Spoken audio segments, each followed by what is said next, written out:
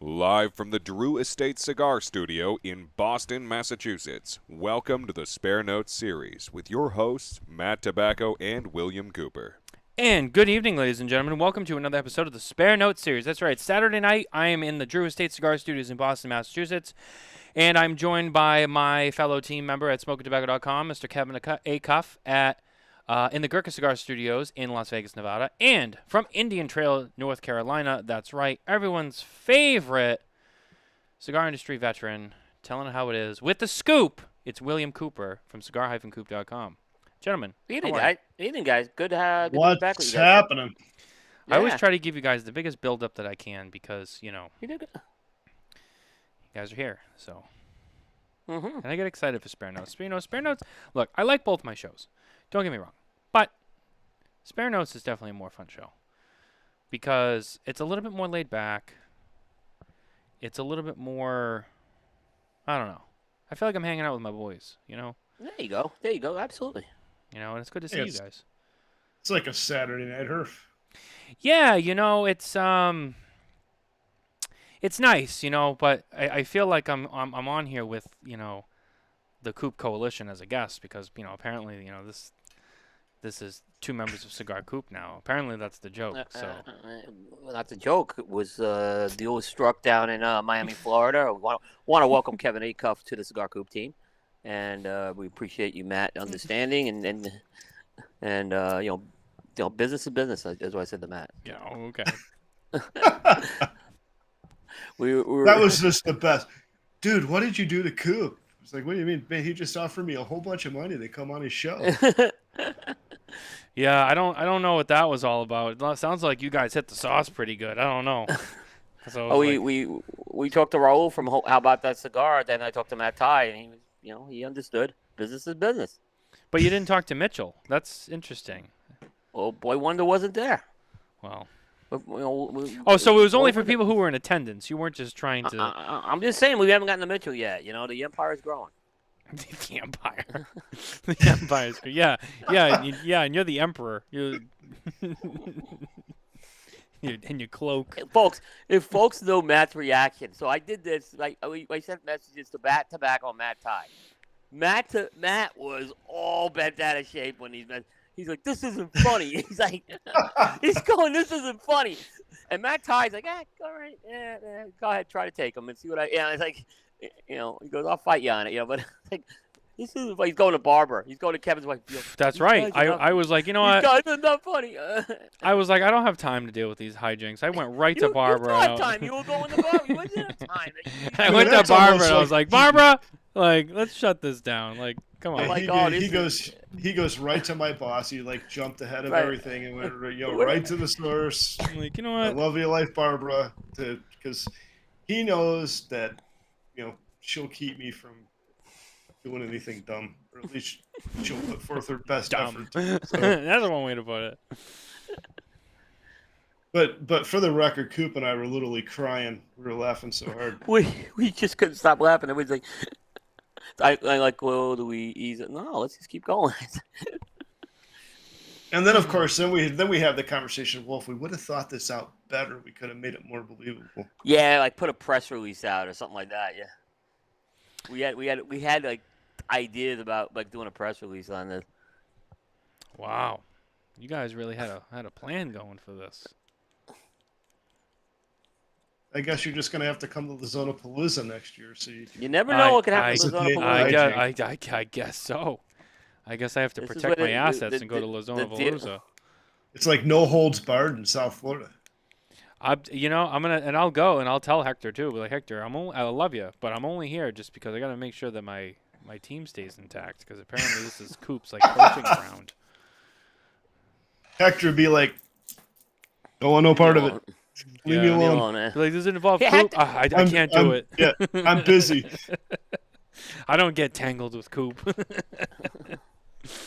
But it's great to see you guys. I'm glad you guys had fun. It looks like you had a great time. I know that you both love it down in Miami. I love Miami too, but I know it hits extra special for especially you, Coop. So that was awesome. Yeah, to see. it's a great place. This is a good, it was. I think I was saying this is my last trip probably for the year to Miami. So I think this was unless, a record-breaking year, wasn't it? yeah. Unless something comes up for my day job, which I do have business down there, but I don't expect it in December. So So how many was it I'm a little. this year? Was it 9? It was 9. Yeah. Wow. The most trips to Miami in one calendar year. Yep. Nice. They just spilled water on myself. So. Barb and I would have loved them to go to Miami 9 times this year. Like I said, it's a lot easier. I mean, literally, I can make a last-minute decision to go to Miami, get in the car, and do it. So It doesn't take much. Someone could tell you that you want a free lunch, come down to Miami. Coop's like, I gotta go. I mean, I'll tell you what. When I met Kevin, we met at Caribbean. What time did I get? About 8:30. That was later than that. About 9. It was closer to like 10. Okay, I left Charlotte about 9 o'clock. So, and that was In the with morning. stopping a couple of times. Yeah, that was with stopping a couple of times and checking into my hotel. So that's still not bad time, believe it or not. I made very good time getting down there. Yeah, I guess that's true. It's pretty good. Yeah, Caribbean. Yes, I know when I reached out, when Barb and I decided we're going to go to Caribbean, I mean, that's always like the first place we go when we get down there. Right. And Yeah. I texted Coop, are you going to make it? He goes, man, I'm not sure. I'm still a ways away. Got a couple hours to go. And then lo and behold, here he comes. Well, Goes you know on, what it see is? The traffic's very unpredictable once you hit South Florida. And I could have been 11:30 easily if there was some traffic. It wasn't. So I didn't want to, I said, Kevin, look, I don't know if I'll make it, but I'll keep you posted. And then the second I got my key to the hotel room, I said, I'm just dropping my stuff off. I'm coming in. I'm coming down there. Yeah, from West Palm down, it could literally be a train wreck. It definitely could. I actually didn't stop at Smoke Inn this time either.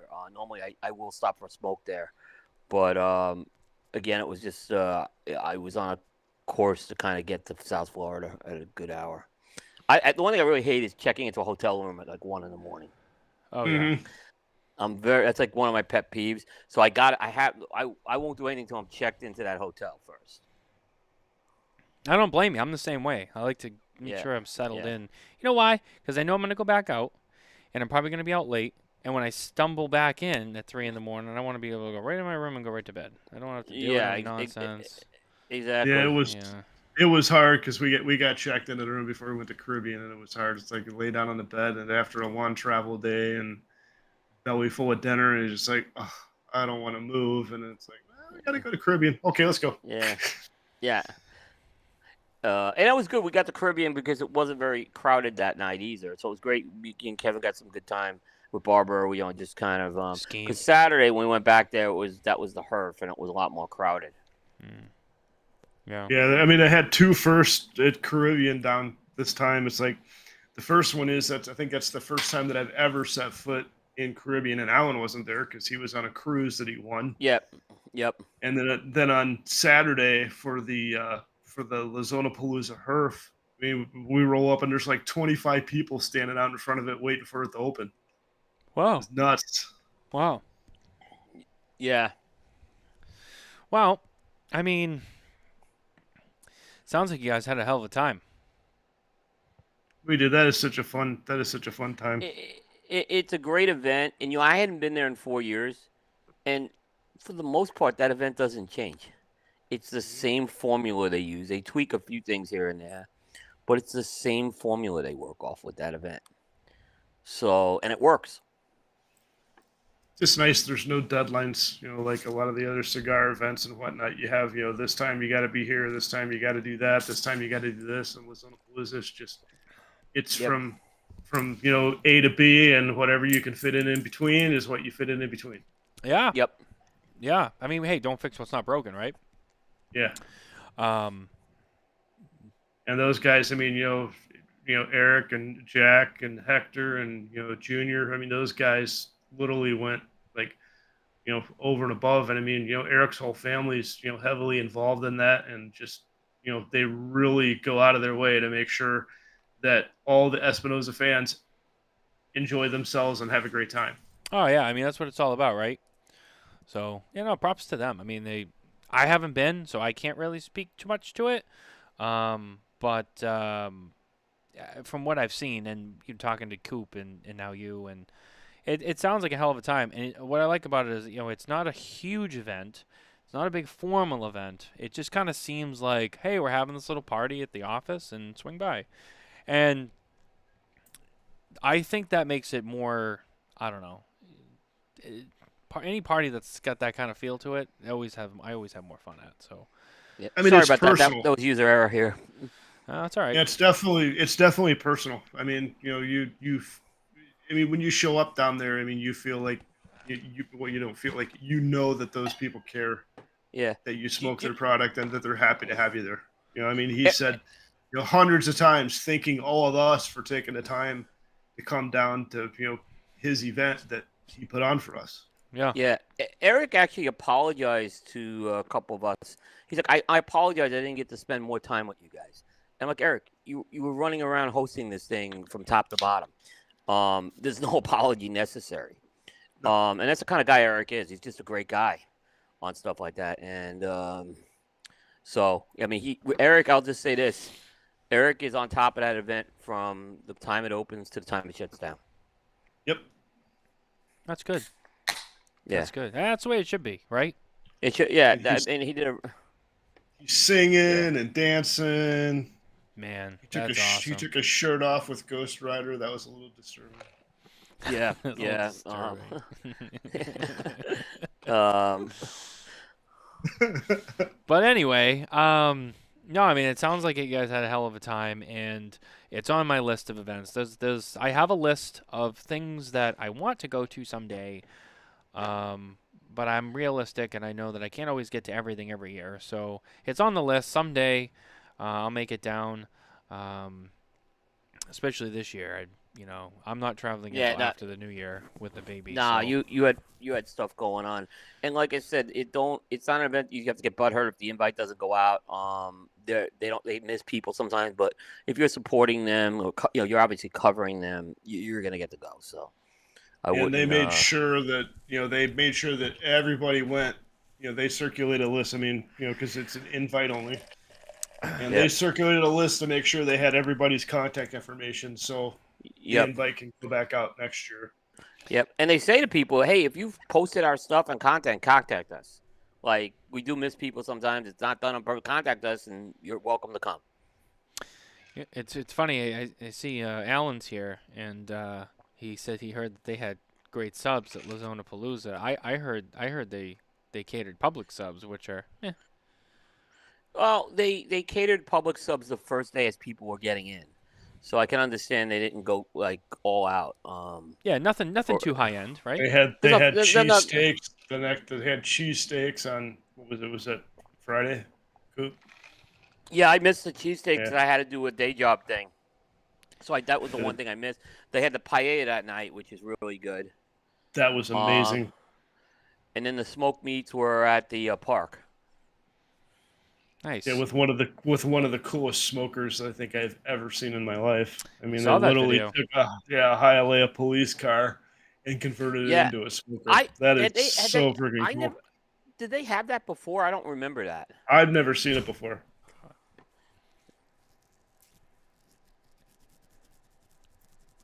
I don't know, not necessarily Alan Rubin, because I mean, not in the mood.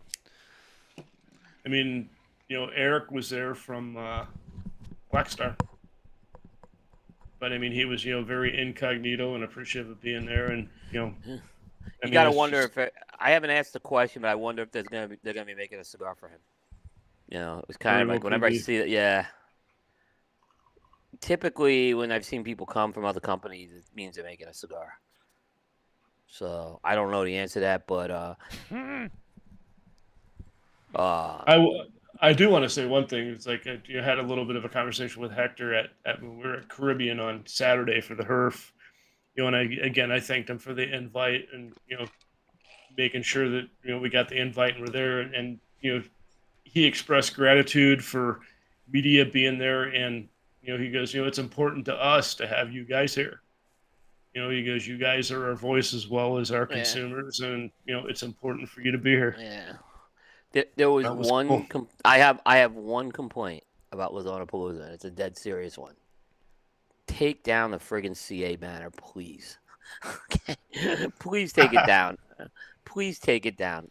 And Hector knows. I'm not saying anything I haven't said to Hector before.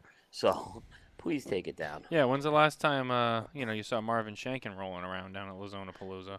Well, and look, I'll say Hector has really made an attempt to kind of promote a lot of online media and stuff. I still just hate the banner. Yeah. I hate that. But no, Hector, I mean, he's gotten really good at sharing our content at the end of the year and stuff like that. So they've been doing a much better job of that. I just hate that banner. I'm sorry. It's he knows it's a sore spot with me. Hey, I mean, I'm with you. I'm on your side on that one myself. Especially like I said, they're having their event over in Vegas, as no one ever came from that magazine here. So yeah, it's just kind of funny that but that's why a walk I have to see that. So that's true, and that's the other thing that happened since the last time we all were together was Cigar Aficionados. Big Smoke went down, and it's funny. I heard because I had some friends who were there in the audience, and who were texting me throughout the entire event and letting me know what was going on. And I have one particular friend who has a little bit of a crush on Lito Gomez Jr. And so she knows I know him, so she was texting me about it, whatever, and then I texted him, and I was like, hey, so I have a friend there, and she thinks you're kind of hot. And he was like, oh, really? He got all excited. but then at that time, Tony, and Lito Sr. were going up on the stage to speak or whatever. So then he wasn't answering me. But apparently, while they were up there, someone made a comment to him about to Lito about like, oh, why don't you like sell your company or whatever, and something like that, and he said something along I wasn't there, so this is just like through text messages. Something about like he was like, oh, I like money, I don't like my wife, or something like that. And then I guess he tried to backpedal, and it's like, uh-oh, gonna get in trouble with the missus. So it sounds like they had a good time there. But yeah, no, I mean, that's another event I haven't been to. I'll never go. I'll never go. Yeah. The last one that Barb and I went to, we actually worked for Alec Bradley. Oh. And then every other time that it's happened, we've been in Florida when the Great Smoke is here. It's a timing thing. Yeah. Yeah, I have to kind of, if I want to be taken as serious as a competitor to them, and not that I'm I'm a rounding error as far as competition goes for them, but for me to go to their event is making the wrong statement. It's actually why on Coop we dialed back a lot of the aficionado coverage. We still do the prediction show, but that's about it right now. We don't do the countdowns of them anymore. So but the prediction show is so popular, we're going to continue to do that. We didn't do it last year, and we got like a ton of messages saying people want it back. So it's coming back. Well, I'm kind of in the same boat as you, Coop, when it comes to. I like to think of it like, I know that we're all technically competitors, but at the same time, I think that there's, the magazines, and then there's online media. So I like to stay close with my fellow online media, but when it comes to the magazines, it's kind of like I don't really associate. Yeah, it's their territory, it's their event. Yep. And if they extended me an invite, that's a different story. But I don't think we're really, welcome there that weekend. So, the one thing that I took out of the aficionado event was I was surprised, and maybe I'm not, but Fuente and Padron, I thought they were going to make their announcement there. They're going to ship the Legend cigar. So now I don't know what's going to happen. That would have been a golden opportunity to do it in front of Pope Marvin and now now that not. So it's possible maybe they didn't want to take away from the event by doing it, but now because I have that bet with Abe, and I think now it's over. If that doesn't ship this month, it's over. So. Oh yeah, you're going to be in trouble soon. Well, good job by Abe, and he did a good job. He won the bet fair and square. But I've gotten, I don't know. Like I said, I thought that would have been the indicator that weekend. It didn't happen from what I heard. Was the bet, Coop, that it was going to happen this year, or is the bet that it's not going to happen at all? This year. Okay. And I was pretty confident it was going to happen this year. But now I'm getting less confident as every day goes by. I mean, we're getting close to Thanksgiving right now, so, and I think the way I said I would do the bet is, hey, the cigar's got to show up in a store. If we don't see it show up on time, I don't want. I want it to be on the shelf to win it fair and square. That's true. Yeah. Hey, it could be a Fuente Patron Black Friday announcement. That's probably the next one I'm looking at right now. Yeah. I mean, if they don't have that on retail, not that they, those are going to be on the shelf a day, if anything. If they even hit the shelf, they'll be if sold they and even, disappear if they before even they hit the even shelf. land. Yep. It's going to be one of those things where it pops out of nowhere, like, oh, and now they're going, and it's going to be like, oh, I guess today's the day. I think we're not going to know when they're going until they go, and that could be whenever. That could be whenever. I don't think there's going to be like, okay, we're going to drop it in June, and then like it's going to like no. I think it's going to be like, oh, they're going out. Oh, okay, this is it, and I think it's going to go like that. So it won't be a heads up. I'm waiting to see what retailer does the stupidest thing to kind of try to sell that cigar. Not stupidest, but wackiest thing, let's say. Some retailers are going to get it in. They're going to sell it at MSRP and get rid of it because they don't want to deal with it and move on from it. Some retailers are going to get it. They're going to put it on the shelf, and they're going to put a massive price tag on it, and they're going to go, it's so special and rare. It has to be like $10,000, and people are going to go, all right, come on, that's ridiculous. Then you'll get the retailers who are going to either they have some sort of customer membership program. As I know, there's retailers who kind of go like, well, we offer to our best customers, or maybe they raffle it off. Maybe, then you'll have all those other kind of gray areas. Or it's a bundle buy, buy 12 Fuentes and get one. Right. Yeah, buy $800 worth of Fuente, get one. And you could buy that cigar for $200. Yeah, one for $200. Yeah, that's how they're gonna look. And my thing is, I'll ask a few retailers if they have it. I won't play games to get it though. I'm not gonna go make a crazy purchase or anything. If you don't want to sell it, then you don't sell it. Yep. But I will add. I mean, I have asked retailers, and some have been real. Like, I remember when the Rare Pinks came. Jay was great about getting me some Rare Pinks. So, a few other retailers will help me out with that. But hey, if they need to do the other stuff, that's great. I'm just not your guy to buy that. Absolutely. Well, hey, listen, let's talk about what we're smoking, and let's talk about our friends at ST Dupont while we're at it. Before we get too balls deep into the show, this show kind of took off and went running. But we are cutting and lighting our cigars tonight with our accessories from ST Dupont. That's right, featuring the Defi Extreme that Coop and I are using, with those twin jet flames, that beautiful clear fuel tank. I actually have to get some fuel for mine because it looks I've got this beautiful matte red Mega Jet. Great lighters. I get it. This flat flame. Light. This thing is so cool. And ever since Carlito had said that the flat flame is the closest to lighting a cigar with a match, it's like, wow, I never even thought about it that way, but now I do every time that I push the button. Yeah, those flat flames are pretty intriguing. I remember the first time I started using them, because when I started getting into cigars too, I was also playing with like every cutter and lighter, I could find, and single jet, twin jet, triple jet, quad jet, 5 jet, fucking table lighters, everything. Like I tried everything. I tried punch cuts, V cuts, crown cuts, regular cuts. I still play with all that crap. It's like it's almost like a mood thing. Yeah. Yep. And so for me, it was like, oh, and I remember I got to the flat flame, and I'm like, this is so intriguing and unique. And I found that it worked depending on the size of that flame. I prefer using it on a smaller ring gauge, because I think it lights nicer, in my opinion.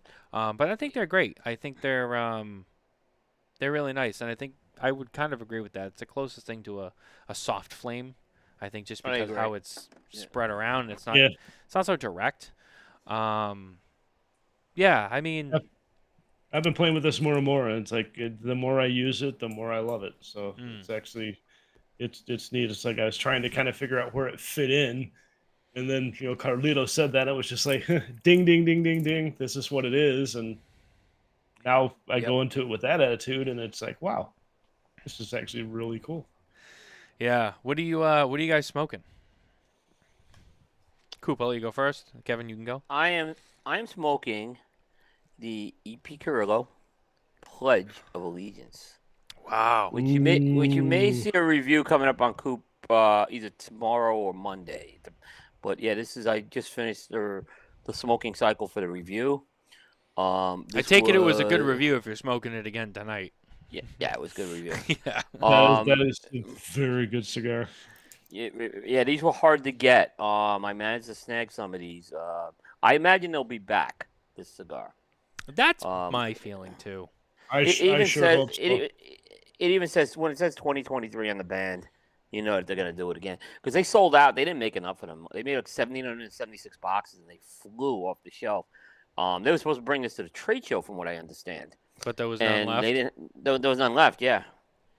Yeah, you'll probably see a much larger batch return in next year, which is what I guess I hope to see. I stumbled into the majority of a box of those when I was in Colorado for Rocky Mountain Cigar Fest. We went into dang, I can't even remember the lounge now. They walked into the lounge and they had a box there was 3 missing. And I asked the guy, is there a limit on these? And he's like, nope. I'm like, okay, thanks. Here you go. Those are the only ones I saw. I mean, I never had an opportunity to even buy them from anywhere. They were sold out before I even had a chance to react. Yeah. I slept on them because I'm like, oh, like they'll be around, and then I waited like a week or two, and then I was like, all right, let me go grab some, and then was like, huh, well, they're gone. I'm like, what do you mean? They're like, we got them in, they were gone. I was like, shit. They are good. If you were one of the fortunate few to be able to get some and have smoked them, I mean, they're really, and they are very good cigar. Yeah, completely different than anything I've ever had from Ernesto before. So I am smoking the Espinosa Laranja. Nice. Laranja. This is like probably one of my all-time go-tos from boys at Espinosa. Brazilian Habano, bro. Brazilian Habano, bro. Bro. I'm smoking the 2023 Tatuaje Reserva Broadleaf that came in the Saints and Sinners pack this year. The coffin. Also came the with pumpkin. The pumpkin, yeah. It's not Halloween. Yeah, I was gonna say, what is that? That's a Saints and Sinners cigar, though. Okay. Yeah, it's a Tatuaje Halloween and a broadleaf, and I believe this was a box press Toro format. Right. It also came in this wonderful little double coffin, and it also came with the Capa Special. Yeah, the Sumatra blend as well. Nice. So, they were both what the hell? good. Why can't I get this out? I feel trying to do this one-handed. There we go. There it is. There's the other one. The white band below. Classic Tatuaje style. So yeah, I'm smoking this. It's actually pretty good. I don't know. I couldn't decide what I wanted. Yeah. There was some new stuff I wanted to try, but I just wasn't in the mood. And I said, you know what? I just got these in a few weeks ago. They've been resting, and I want to fire them up. Oh, There you go. I just got a message here. My cap does not have a sticker on it. Okay, that is not a Perdomo sticker bottle that opener. was left. It's a bottle opener. Yeah, it's like a bottle. I remember when those hats first came out. Those were awesome. Yeah, great. Yeah, so it isn't a sticker. Just so It's like 5 years ago. I didn't. Yeah. I stopped over at Perdomo on Friday morning, and I've been wanting to get one of these caps for a while. So, and they were like really. If you go into Perdomo, all that stuff's well priced. It's not overpriced. This is a $10 hat, Big time. and this is I've seen hats for $30 at this price. So, I've See, if seen you wear hats- that with your Reef flip-flops, I mean, you're covered on the bottle opener because the Reef flip-flops have a bottle opener in them too. Yeah, right, right. Oh, I didn't know that. Yep. Nice. Yeah. Yeah, I was You gonna know, say I've seen hats that were 10 times that price that looked 10 times less Mhm. quality. Yeah, I should have got the. They had a black and a red. I think I'm gonna get the whole set just because I like them. Oh, they're definitely cool. Yeah. And before we really get any deeper, I do want to echo a comment from my buddy Kevin O'Connor. Sure, absolutely. Something that we actually haven't said yet is Happy Veterans Day, and Yes. thank you Yes. to all We're the over veterans yeah, out there for That was my for your next service. segue, yeah. Yeah. Yep. Actually, today is the 41st anniversary of my grandfather passing away, who was a veteran as well. So, Wow. I was very close with my grandfather. So, even 41 years ago, he died when I was like 15. So, yeah. So, I always remember this day. I know he served, and look, all these folks who served our country, like, thank you, because I didn't have to serve, right?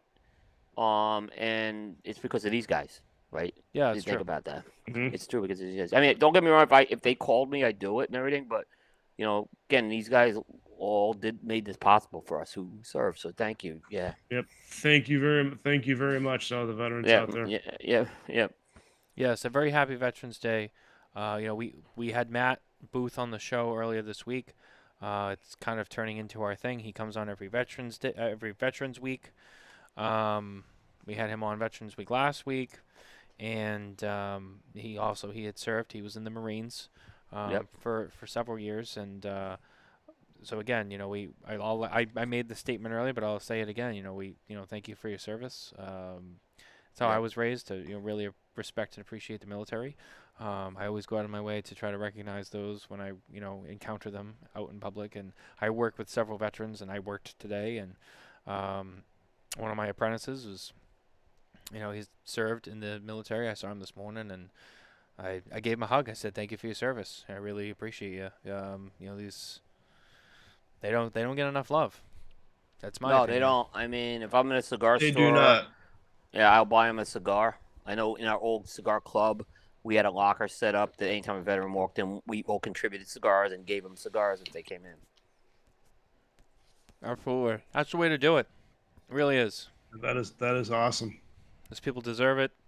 They made the sacrifice that the rest of us didn't, so they deserve it. So They absolutely do. Yep, absolutely. that's just how I look at it. So happy Veterans Day to all those out there who have served, both who are with us and those that are no longer with us too, whether they died after or they died on the battlefield. We appreciate you. So, but let's see. We have a list of things to get to tonight. I'm trying to decide which one I want to go with first. There's a couple of juicy ones. We like juicy. I know. Well, one thing I thought was interesting was, and I guess I'll address this and get it out of the way. We had a very interesting encounter on one of our social media accounts last week. I had posted a picture of a band on a cigar that was just kind of overlapped and not aligned properly, and I wasn't making a big deal out of it, and I wasn't even attacking the company as a whole. It was just pointing out this one detail. And my comment was, and I wasn't making a big stink about it, but I was just kind of being like, this is a brand that touts themselves as an ultra premium brand who has cigars that sell for a wide range, but a lot of them at that over $20 and $30 price point.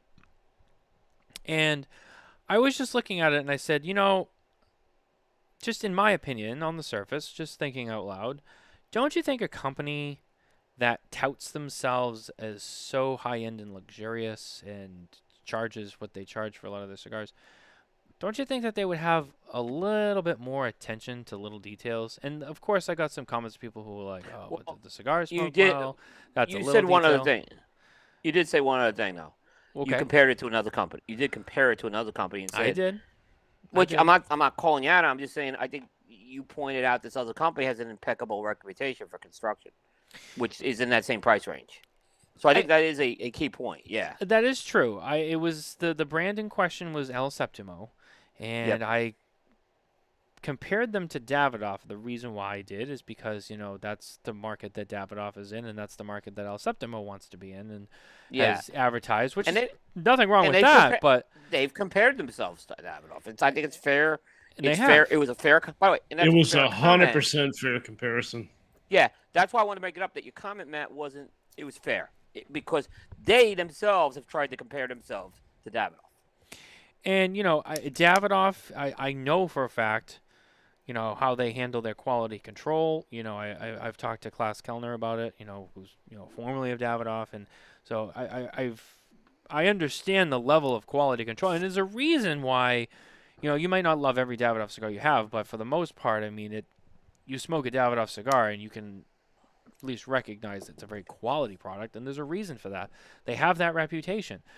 Davidoff has a certain price point that they kind of operate in, and there's a reason why you pay that. It's because you get what you pay for with Davidoff, and you know it. Because even if you don't maybe love the blend, you know that cigar burned well and it performed well and it was made well. So again, if they compare themselves to them, and that's that part of the market, those are the competitors. I mean, there's other companies I could talk about, but Davidoff is kind of the most universal one that most people would pick up really quickly and be like, oh yeah. But again, it was just me making an observation. I wasn't even attacking the company as a whole. I didn't say anything else about the company. There's parts about that company that I think are okay and are good.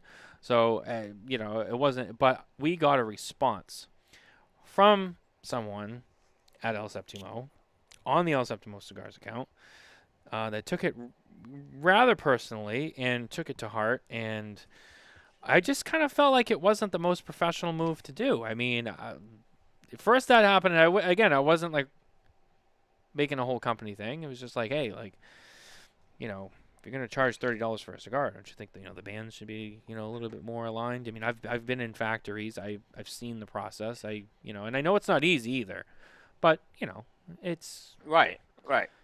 again, It was it's a a fair comment. It was a fair comment, and I mean, and there's definitely responses that could have been made that I guess, like, I mean, what's the best way to put it? Appropriate. But, attacking the person that made the comment, and then attacking potential consumers that are agreeing with the comment. Yeah. Not good business practice. I don't think it looked good for them at all. No, it doesn't. And Matt, we talked about companies that have had problems with this, and people have gone to social media. And in most cases, the company or even the owner of the company, what the first thing they do? They apologize. They apologize. And some will even try to make it right in that case, right? So, I mean, at a minimum, an apology would have went a long way in this. And maybe it's a chance for a wake-up call to do better, which is what they should be striving to do here. Getting defensive and attacking. Look, criticism is part of the whole game that we are in. Yep. And look, if we're not criticizing them in media, consumers are going to be the ones. A consumer eventually would have done this too. To go attack them, and the response back, I thought the response back was completely unprofessional. Like, well, basically, wait till you get to the booths at PCA next year. Like, was that's right? I mean, that was terrible. That was absolutely. I couldn't believe I saw that out of a cigar company. Yeah. The one that got me. I mean, yes, that was unprofessional, and I mean, okay. Yeah. I mean, I kind of took that. Yeah, okay. Well, so what? That's a reason not to even go there. But to literally go after like a potential consumer, really. It's like, somebody criticizes your product, either it's media, it's consumer, whatever, take the criticism to heart. It's like, what? Hey, what? Maybe we miss it on that one, or, there might be a reason why, that particular cigar or that particular line of cigar has an issue with the bands. It's like, hey, what? This is what happened. We're sorry this happened. We're going to strive to do better and blah, blah, blah. But just to basically like lash out like a spoiled brat, I'm sorry, that's not the way that you address a situation like that. Absolutely, especially when you're trying to grow a company and a brand. And look, they should be following the book of this industry. if you look at people like Nick Perdomo, who is great when there's a response, and we've seen it. Some of the people I've seen, they kind of take advantage, I think, of Nick sometimes with this, because I think they know what the answer they're going to get is. And it's always going to be, we're going to replace the product. But Nick goes out of his way, and I've heard Nick say this 1,000 times. It's harder to get a customer, and it's like much easier to lose. You lose a customer really easy. Oh, So, absolutely. I believe that what And he says is it takes 10 years to get a customer. It takes 10 seconds to lose them. Right, right. That's 100% accurate too. It's 100% accurate, and that's why he is at the success level he's at, and that's why he's got the respect of everyone because of that. Yeah, if He that was just a operates Perdomo that- cigar, different interaction. It would have been, Matt, please call me. Let's get that replaced. Please call And me. it's like, and I you know don't what need I'd you say? to. It's, And that would have been the comment on Facebook. It would have been Yep. like, "Hey, please reach out to me directly or private message me directly, and we'll Right, address right. this further and take care of it." I mean, and that's how that should have been handled. End of story. That's how it should have been handled. And you know what? It's look, if you were reviewing that cigar and it was in your review, I'm just saying it could have been. You're lucky. They were lucky it was on social media, because it's more damaging if it's in a review, in my opinion. Oh, but according to the respondent on that post, though, smoking tobacco isn't cigar media either. Oh, yeah. I missed that one. They said that. It's like, are you fucking kidding me? Really? What is smoking tobacco then? I'd like to know. Yeah, me too. I'd fucking love to know, too. I'd love to understand. Like, please explain to me what media is. Yeah, I'd like to know. Yeah, I spent close to 5 figures this year revamping a website and redesigning all of my other stuff, and organizing things, and making us to be the most professional we can be. And it's like, okay, yeah, that's interesting. Okay, that's. I mean, okay. as a reviewer, I've had brand owners and reps, reach out to me. Like if I said something derogatory about a cigar or something, that this problem or that problem or whatever, they've reached out to me, but they've reached out to me, personally, either a private message through social media, or I get a phone call or a text or whatever, and we talk about it. It's nothing ever made public. There's not a battle or anything like that. It's just, I mean, it's my opinion. I mean, everybody knows these things are handmade. So, I mean, every once in a while you're going to run into a problem. I mean, if you run into a consistent problem with them, maybe that's something else, but that's still something that, as a brand owner or, a blender or anything like that, if you're finding something, somebody that's finding a consistent issue with your product, you're going to get to the root of it and find out what the hell's going on. Yeah, exactly. Yeah, I agree mean, 1,000%. and the other thing too is, it wasn't the first time that I noticed this with this brand. So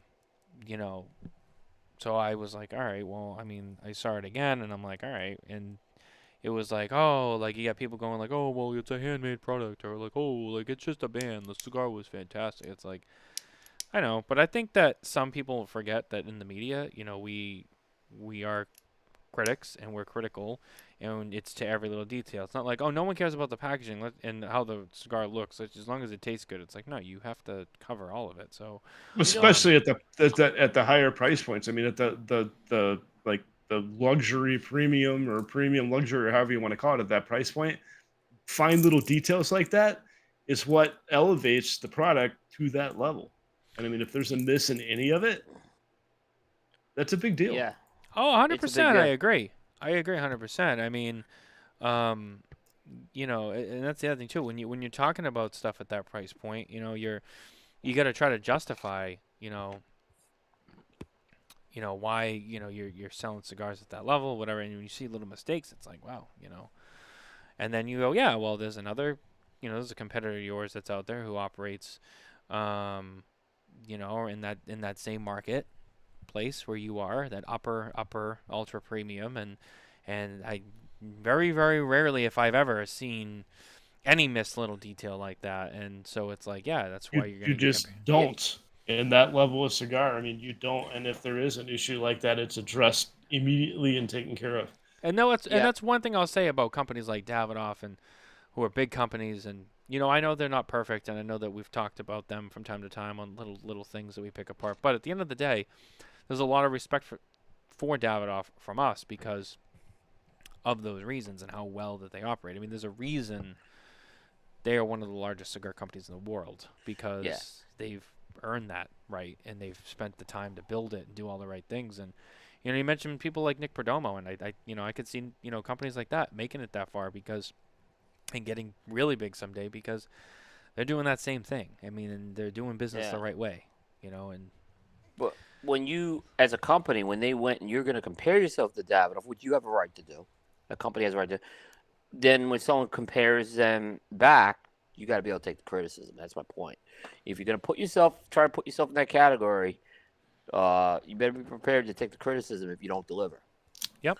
And you know, that's, you know, look, you know, the other thing is, I'll tell you something. The two things I get beat up on reviews are score number one and pack. I actually, when I say something about the packaging, people get very butthurt about it, which I find very interesting. But yeah, the scoring still. My favorite thing is like, well, why did you give this an 88? I'm like, well, the review explains it, right? What are you gonna get any other explanation from me? Like, read the review. And That's the my thing is favorite an line. 88's a good score. An 88's a good score. Unfortunately, there's, you know, some sites have decided that 90 is a bad score, and you know, it's we've talked about that ad nauseum, yeah. yeah, I mean, It's you put out a review, and if it doesn't score over 90, people are like, oh, what happened? And it's like, what do you yeah. mean what Look, happened? You got an I 88, you will. got an 89. That's not bad. If you got like an 81, Yeah, I'd be concerned. But I'd be Exactly. concerned. Yeah. Yep. You know, and I will say, you know, kind of going back to, you know, the whole post thing and the responses and stuff. I mean, if I wasn't in the media, I mean, well, let me back up. As a consumer, if I see a, you know, a company criticize and like attack potential consumers like that for addressing their concerns about a fault in their product, I'm more apt to never try that product if I haven't tried it. You know, I mean, that would be something that would make me not even want to go in the first place and even try it if that's the Yeah. attitude that they're going to have towards their potential consumers. and that's how this. I mean, that whole reason and that whole response from a brand is like 90% of where this show started. It was an incident that happened a few years ago when I made a comment on social media, and I said, "Oh, it was a company, a small little boutique company, who made a cigar, and it had the wick on it, and it was the same size as the firecracker cigar, and then they called it like the buckshot or something like that." So you had two right there. You had a name from Viaje, and the firecracker cigar that United is, you know, the claim to fame for having. And all I did was say, you know, hey, you know, it looks a lot like the United Firecracker, and those two decided to have a live stream and bitch and complain about someone calling them out for copying something that like is not a trademark size, because there's only one cigar that's actually trademarked by the size. And for those of you in the comments who know what that is, please share with us. I'm curious to see who knows. You know, but it was just like, hey, like, quick little comment, like, oh, looks a lot like the firecracker, because, you know, we know how that goes too. You know, it's people have kind of played around with that, and I know that, you know, the guys at United and Dave, they don't really like that, and I get it too. But again, I wasn't stirring the pot. I'm like, this looks like the firecracker. They got all bent out of shape. They had a live. Oh, you should stay in your lane. I am in my lane. I'm doing my fucking job, and that is when I see something, I comment on it. So I am in my lane. Why don't you stay in your lane and take public criticism and deal with it the way you're supposed Yeah. to? Yeah, because you didn't say anything that's not true. Sorry. Yep. Sorry you didn't like it, but that's how it is. The only trademark is, of course, the doze that rhymes with faux shizzle. Oh. What am I missing? Alexander Martinez got it. Trademarked LFD chisel. I had said, who knows what the only cigar is that's not, Which by the way, I will say that the LFD chisel, the double Lajero, is like that is probably the last cigar that gave me the nicotine spins. That's a great cigar if you want the strength. I'll say that. That is good. It is. That one wiped me out. when we did our Mount Rushmore show for Florida Americana, Bear and I both had that cigar on. Yeah, it's a legendary cigar. You know, I can smoke it now, but like back when I was a newer smoker, I smoked that, and I was not. I was only probably like 2-3 months in, and I was driving home, and I literally had to pull off into a parking lot and sit back and turn the AC on and just. The one thing I like about that cigar is I like to smoke it the way.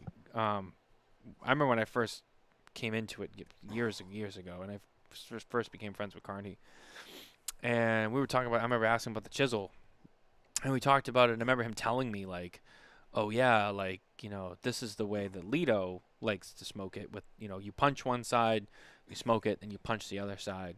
And I don't know how many people actually do that, but that is the way Lido kind of I think intended that cigar to be smoked, or really likes to advocate that cigar to be smoked because it really cools the smoke when you smoke it that way. You're going down to that tip and then sorry, I have like this burp bubble that just keeps coming out.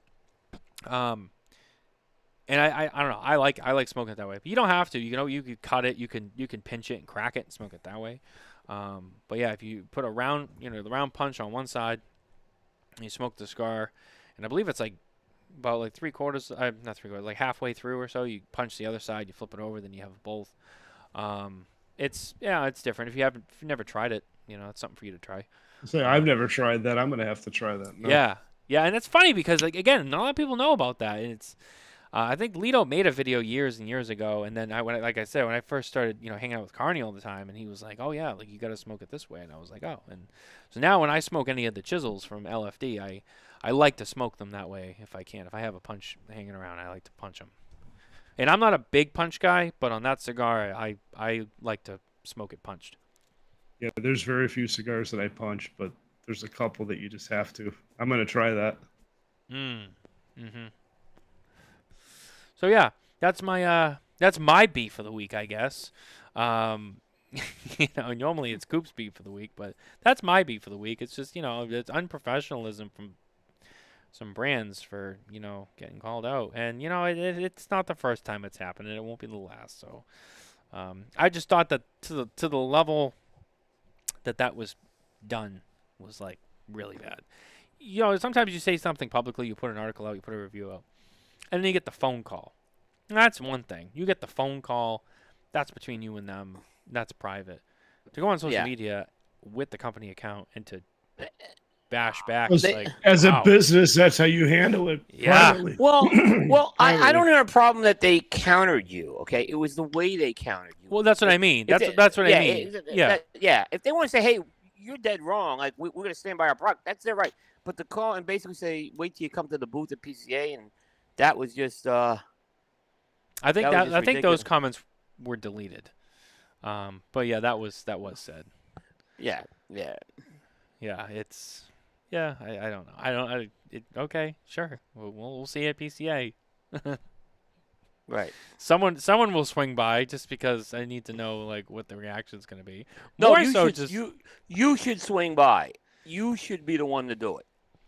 Yeah, maybe I will. I'll just saunter in there. Actually, that's one of those. Because then okay now puts the pedal to the metal here on this. I'll have to. That's one of the ones that the whole team needs to go by the booth. Yeah. And show up in force. Yeah. Yep. Yeah. It'd be awesome. And then and I don't want to really get into individual people, but from what I understand, the person who did it was done it before. Has done it before. This is a younger woman. And look, if we walk into the booth and want to get bitched out by some lady, then I'll just turn around and be like, "Yeah, bitch at my wife. See how far you get with that, because she ain't gonna take your shit." I can tell you that right now. So that's also option one. Anyway, but yeah, no, that's my beef for the week. But I will say, I had a beef for the week. But Coop you have a beef of the week that you asked me if you could bring up tonight. Yes. So I did because out of respect. I know you guys know this person, and I like this person too. So This I'm not person gonna loves you, so I don't know. This could be a turning of Well, the tide. okay, so let me kind of set the stage. About 2 weeks ago, I broke a story that a cigar was showing up in stores, from Room 101, and it was the Namakubi. Now, let me before I get into this, let me ask you guys both a question. Is there any cigar more important to Matt Booth than the Room 101 Namakubi line? Is there anything that's been more important to him? I mean, that cigar made him. He had his first 2 releases were bombs. He has the original Room 101, the Conjurer, they bomb out. He goes into his 3rd trade show with Namakubi. It's a home run, and it really set the stage for anything else. Would you agree that that is the most important cigar that he's released in his career? I mean, if not the most important. Yes. I'd say so. Yes. Yeah. Okay. So, fast I had to forward think a about week- it, but yeah, you're right. No, okay. Yeah, if not, you definitely would put it as one of them. Okay. I mean, you No, have it to is. put No, up. it is. I stand by Yeah, it. No, I it think is. It is. So fast forward, I was doing KMA radio, and the whole subject came up about, like I said, I was completely surprised that they never did a press release. They didn't feel they needed to tell their consumers or media partners about this cigar coming back, in a new iteration. It just showed up at the stores, and I said this was a shame that this didn't have a press release. And I look. So fast forward a few more days, Matt is a guest on the Smoking Tobacco show with you guys on Thursday night. I didn't get to see the show live Thursday night because I was prepping. I had my show at 10, but I did go back and watch it last night. And Matt said I got sassy. He said I got sassy on this. Did he not say that? He, I believe he. I can't remember every word, but I he- believe that's. I want to say that's Yeah, I pretty would say that's accurate. probably right. Yeah. I mean, I know how Matt. So Yeah. yeah. So I got sassy on a cigar that you guys, they had not you guys, but you felt there was no need to tell a very loyal fan base, probably one of the most popular cigars is coming back for, when they brought it back 2 years ago, it was a limited run, and they changed the blend, and you feel that wasn't, I was being sassy because I called that out on a cigar that I think is the cigar that made your career. There's not a more important cigar in your portfolio than the Room 101 Namakubi, Matt. That's not sassy. That's like, I want to understand what the logic is here. And is this the direction that I'm going to see the Room 101 brand going? Because it's disappointing if that's going to be the case. And I hope that's not the case. I hope there was just some blip on the screen, that maybe there was just some personal things or just things that company things where you couldn't get that release out. But that absolutely deserved the press release. And I'm going to be honest, I love you two guys. I was surprised you let Matt off the hook on that. You guys should have creamed him on that, in my opinion.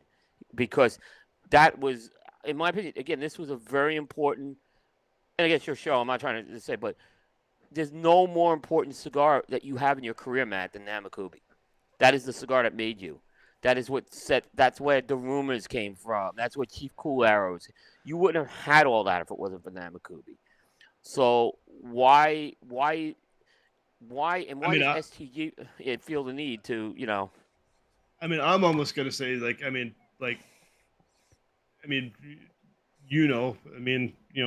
Matthew. right? Matt's a very close personal friend to us. He's a friend of mine too. I'm gonna go that just knowing Matt, I'm gonna say that was a blip on the radar. I'm hoping, but I was sassy about it. I think there was some underlying things. I mean, I think the sassy comment was just Oh, I know. This is I know, Matt but being Matt. that was Matt being Matt to take a stab to rile you up, which why don't he should have which we're fell on getting his sword right now. He should have fell on his sword and said, "We messed this one up." I mean, because So in Look, Matt's I've seen it. defense, hold on, Yeah. Coop. I know you're all fired up, but I gotta throw this in here because in Matt's defense, and I'm not disagreeing that there should have been Right. a better job of handling that, But in Matt's defense, Kevin, there's two things. The first thing is, as Kevin pointed out, we are good friends of Matt, and it's not my business, so I'm not going to say too much. I know Matt's been dealing with a lot of things. If there's I stuff understand. going on. He's got some I stuff he's understand. dealing with, and that's all I'm going I to say, understand. because that's probably more than I Okay. should say. So I got to give him that in his defense. He's got a lot on his plate. The other thing is, not for nothing, but Room 101 is part of STG now, and STG has a marketing person who, when I went and asked her, she already had all the information ready to go with all the photos. So I'm like, all right, well, and again, she's great. First of all, I want to say she's Victoria great. is awesome. She's awesome. very great. So I'm But not even all necessarily the- saying this put on her, but STG as a company should have said like, hey, like we should make sure like Matt, like yes, may have been involved a little more, but it's not just on him. I wouldn't even No. put it all on Victoria, but like as a company, they should have been like, hey, we have a product. It's going out. Room 101. It's a special release from Room 101. This needs to be advertised. And what I have had this conversation with many people in the cigar industry. I don't understand, if you're going to give something to the retailers, why can't you give that same information to the media? I don't understand it. If you want to send it to the retailers a few hours earlier, I get it. I don't understand why that information cannot just be easily, because the information was all there. Like Yeah. I had retail, like basically, look, I'm gonna be honest. I got that information from a retailer that was for sale, and I was asked because I didn't see it on the website. That's what happens. I get a call, and I'm like, "Well, give me the information." And there was information that was given. I used everything but the photos because I went with it on a Saturday night, and I didn't feel like I was gonna chase down photos or anything like that. And figured maybe we'd see a press release at some point. I understand if there's a personal thing with Matt, and I'm sympathetic to that. But I'm sorry, you sold your company to a big company that has the parts that should be able to handle this. that's why I said I mean, like I wouldn't even put it all on him personally. I mean, where was No. even without him? Like where was STG on it? I mean, But technically, this it's almost their seems like product. it's- This is so important. This is the cigar that made your career. This is not a small release. This is not a big deal. Like I get these press releases that I'm sending 100 boxes of some cigar to some cigar community club or whatever. I'm like, why am I getting that? But this cigar, there's no more important cigar than the Room 101 Namakubi when it comes to Room 101. I don't think I don't think, again, I think I did my job by saying what I said, that was messed up, that they didn't get. This is going back to what you said. Sometimes we have to do our job. My job was to say something that this was not released right. This was not communicated right. It wasn't released right, especially with a cigar of this importance. And I mean, I'm almost looking at it as as an internal timing issue with with Matt and with STG and everything. It just it was. I think it was a timing issue. It was just. I mean, it was a miss. I mean, and everybody has it. I mean, it happens. They have a lot. Everybody's Look, career, it happens. Look, I've talked with SCG a lot, and I've had this conversation with Justin. And you know what my conversation with Justin is? I said, Justin, why do I have to find out about from your retailers about your product releases? Why am I finding out from them on that? And it's a fair question. Why am I finding out from the retailers? Oh, it is. It's a completely fair question, and how can I effectively do my job is what I'm saying. When this is the way, like it's already on the Namakubi's already on the shelf already at this point. Like I was like, If it's on the shelf before the press release lands, this was on the shelf already. It's one thing if you're, I got my hand slapped last year from a company because again they sold a product to retailers. The retailers sent me the information, and I got my hand slapped over this. I'm like, as far as I'm concerned, I was in my total rights. You sold the product to a retailer. There was not an NDA here. So I had the right to publish it. And they were they were upset that you published a story before they could make the announcement, even though they had already made the deal with the retailers. The retailers already had the collateral. Once you go to a retailer or anyone else, once that secret leaves the company, it's fair game. Yep. So fair I'll give you a game. hint. Regardless of where it goes, it's fair game for any of us. Now the problem is with that is that there was some communication issues with that. What happened is it was basically the communication. There was some communication issues, right? And the reps were communicating how this product was being positioned wrong. And I'll say what it was. It was the Plasencia Etafol. cigar. That's the one that was the commemorative cigar for FIFA.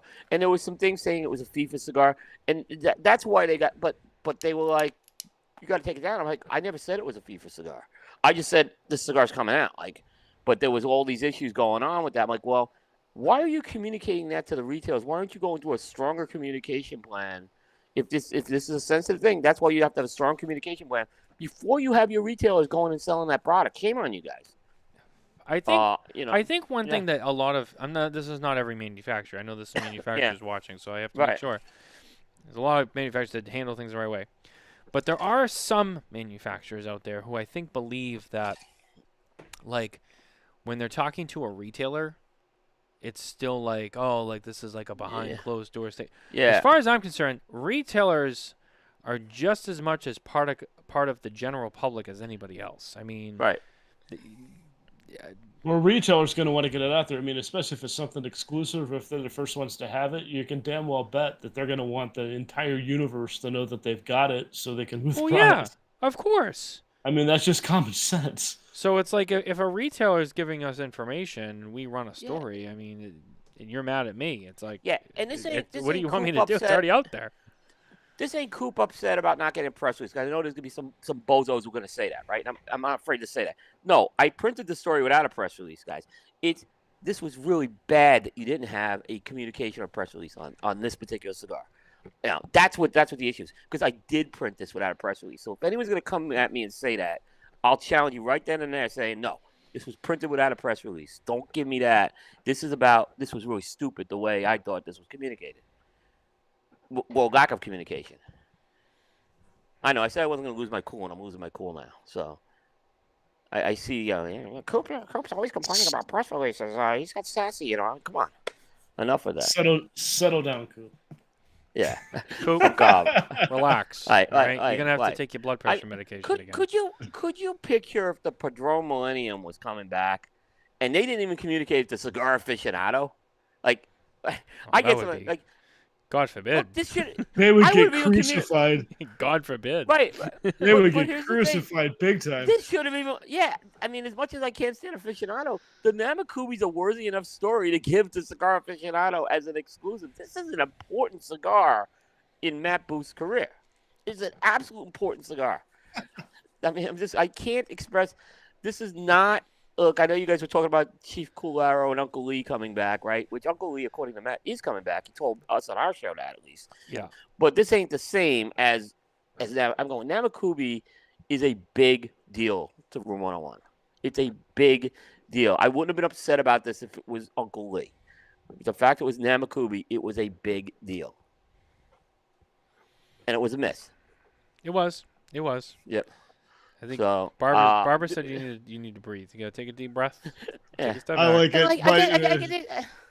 My buddy Mike Hakens. Coop's out of order. Yep. But Coop's upset again. I'm going to press release. Stop it. I don't want to hear that nonsense. That's nonsense. This is nonsense. I'm sorry. I printed it without a press release. What the hell? Explain. We did too. Well, I mean, after I broke the story, you saw it. No, you didn't know about it until I broke the story, did you?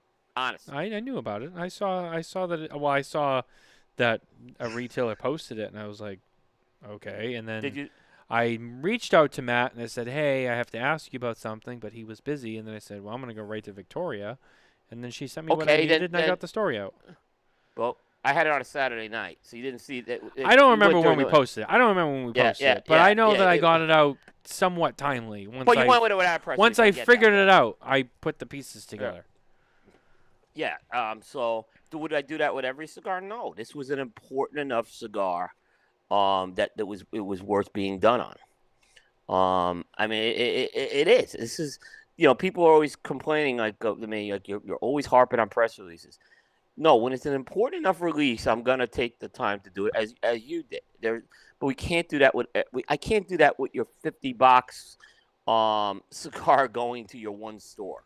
That's the stuff I'm not going to do. But this was important enough because, again, I consider this the most important cigar of Matt Booth's career, and a big change. It changed the game a lot.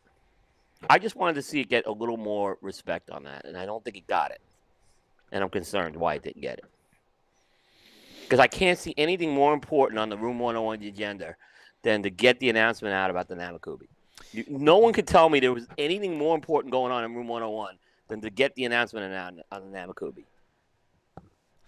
Well, on our last show, we talked about how you didn't like the Sancho Panza packaging, which was so now you've gone 2 shows back to back. We've had 2 complaints against Matt Booth. You're treading in some dangerous waters. I don't know. Coop might not be Matt's man crush anymore. Oh, I don't know. Listen, I love Matt. I don't hold Matt responsible on that piece. I think there were decisions above Matt on those decisions. So, and by the way, did you see what color the Namakubi packaging is? Black and gold. The same as the Sancho Panza, the same as the Daruma, the same as Johnny Tobacco. The same as smoking tobacco, for what it's worth. By the way, by the way, Daruma was reviewed yesterday. It's kind of ironic because Daruma was reviewed yesterday, and I made that point about I thought okay. So I reviewed Daruma yesterday, and I thought it was confusing. They went black. I thought it was confusing. They went black and gold with Daruma because there was a cigar called Daruma Gold, and this cigar is not Daruma. It's not Daruma Gold, but I would have left the gold in case you ever want to release Daruma Gold again. Is what I'm saying. And Daruma Gold is one of the hidden gems of Matt's portfolio. If you ever had that cigar, it was a much more limited one. Great cigar. Yes, it was. I mean, yeah, it's one of those true diamonds of the rough, right? That's why I didn't like the gold packaging on it. Well, Matt's gonna feel that you're being extra sassy after watching this show. I mean, I'm just going to chalk it up that this happened because I think there's more to it than any of us will ever know and probably would ever need to know. I hope, first of all, if there is anything outside, but like I said, I think there's a big enough company where this could have still been communicated before sending. Like I said, well, that's why I'm like, this is really on STG, not really Matt personally. Like, even if Matt had shit going on, and he wasn't as, tied in with certain projects. Yeah. STG still has a responsibility to cover the products that they ship out. Oh, absolutely. And look, I've been on Justin about this because this is not the first time that I've found out about their cigars being on retail shelves already. And this is part of their process. So it's not on Victoria either, by the way. Victoria is fantastic.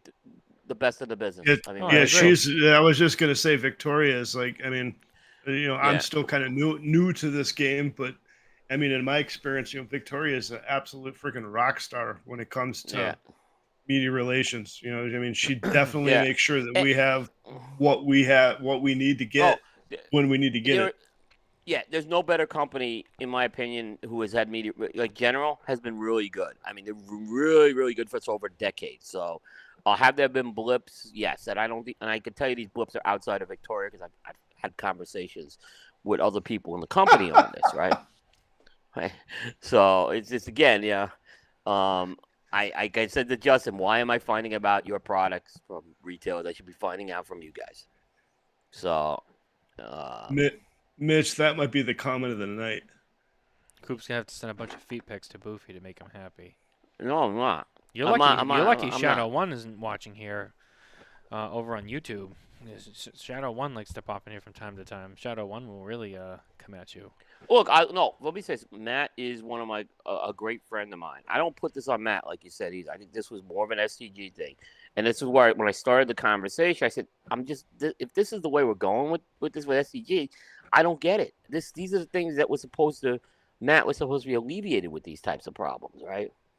Like, but again, I go back. I know I'm harping. This is such a special cigar. And I know it's not the same cigar, but the brand is so important to Matt as a cigar maker. It just, and I guess maybe because I have such an affinity for that brand, to see it kind of just show up on shelves, in my opinion, was just well, here come the private messages if you hear my phone. Oh, here we go. You're in trouble now. Yeah. Yeah, no. One of them was probably from Alan complaining about something. No, it wasn't. No, it wasn't. Actually, oh boy, here we go. Yeah, but look, like I said, Matt has been awesome as a personal friend of mine as well. I think he's been great to you guys. That's why I asked if I could do this. I felt bad picking on him 2 shows in a row. Well, to be fair, Coop, he spoke very highly of you. I mean, he reminded us of how well that he said you really can toss people's salad and you carry it with you. And I think just saying, considering all the look, I've taken so much on from Matt right over the years on this. I think I'm entitled to go after him on a couple of things. Guy's giving you a compliment. What are you talking about? Just remember, he said that he's like, I think I'll never forget. Coop said on our show like 2 or 3 years ago. He said William Cooper throws the dick around like Hercules, just one hand behind the head. He thought he had me. He thought he had me fooled with that Saladay stuff. Oh boy! He thought he thought. I mean, and look, a lot of people say to me, I don't let a lot of people kind of do those types of, and I think you call it tomfoolery, right? I don't. I have made an exception with Matt because we're friends, and I think we kind of there's this kinship that happened. But I'm gonna make it clear, most guests would not get away with that on a Coop show. And I doubt on a Smoking Tobacco show either. I think we've made a few exceptions to the rule here. The thing is, though, Coop, is, I mean, I think all three of us, we know Matt Booth, and we know Boofy. So Boofy can get away with stuff like that because Boofy is Boofy. That's just, I mean, that's what the cigar world expects from Boofy. That's just the way it is. That's his I'll be honest with you. That's the way it is. When he comes on a show, like we prepare for shows, but like when he comes on a show, don't leave him alone. There's really not a lot. Like I pretty much just show up, and I'm pretty in tune with things that are happening all of the time. So I have things at the top of my head that I can pull from. I don't like to rely on that all the time, but when someone like Matt comes on the show, it's good enough because there's like 5 points that I'll bring up, and it's enough to fill the show because the rest of the show is him avoiding those questions and playing his hijinks. Like, soonish. Tomfoolery. Soonish. It's like, so is it next month or is it like by the spring? Soonish. Soonish. You'll find out. I'm like, okay, well, I guess I will. Yeah. I don't want to talk about it. But then it's funny, then this week he comes on the show and he's like, come on, ask your questions. And I'm like, why? Why? I almost feel like you're just trying to set me up to start asking you a lot of questions. Well, of course he wants to just set you up. I'm like, no. I'm like, I am going to ask you a question, but like, I'm going to ask you what I want to ask you. And I ask the question,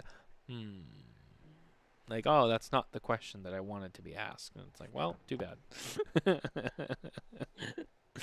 But I mean, again, that's just, with Matt, it's, that's what you get though. I mean, I don't have to sit him down and talk rapper binder filler for 2 hours. No, I can ask him a couple of questions, and I can let him do the rest of the show, whatever he wants. Well, because most people that see him on a show like this, they don't want to hear that anyhow. They want to see. Yeah. They don't want to see Matt sit there like this for like 2 hours, being like, "Oh, really excited to work with AJ on this project because the tobaccos I spent a lot." Like they don't want to hear. They want to hear like, "Oh, stick it in your mouth pipe. It'll be available soonish." But I mean, I gotta be honest. The okay? salad days. They want to hear about Astroglide and anal beads. They don't want to hear about rapper binder filler.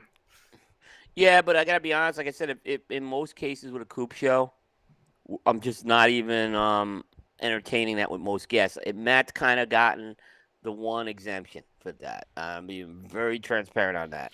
Yeah, I would agree. If anyone else wants to do that, if anyone wants to do that. I'm sorry, you probably won't be back invited to my show.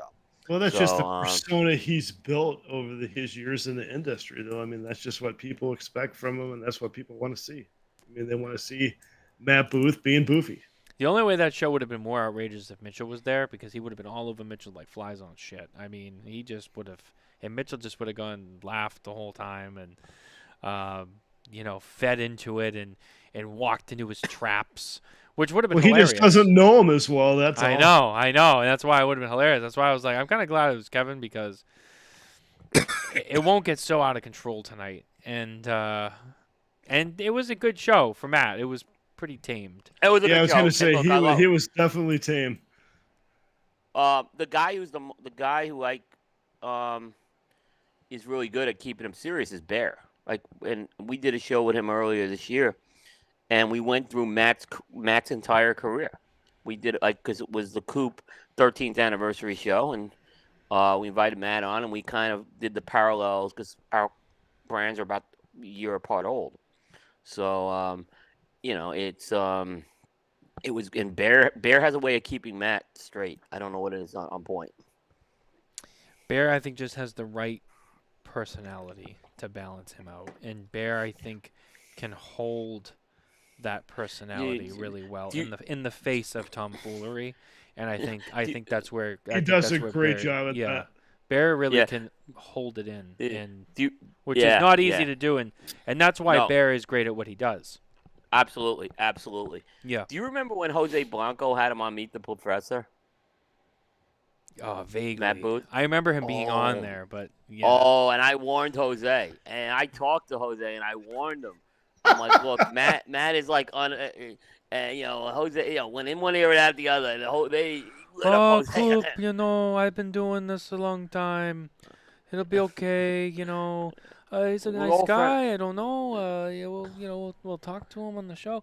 It'll be okay. And then you do the show, and he's like, oh, Coop, I was not ready for that. I was very aggressive.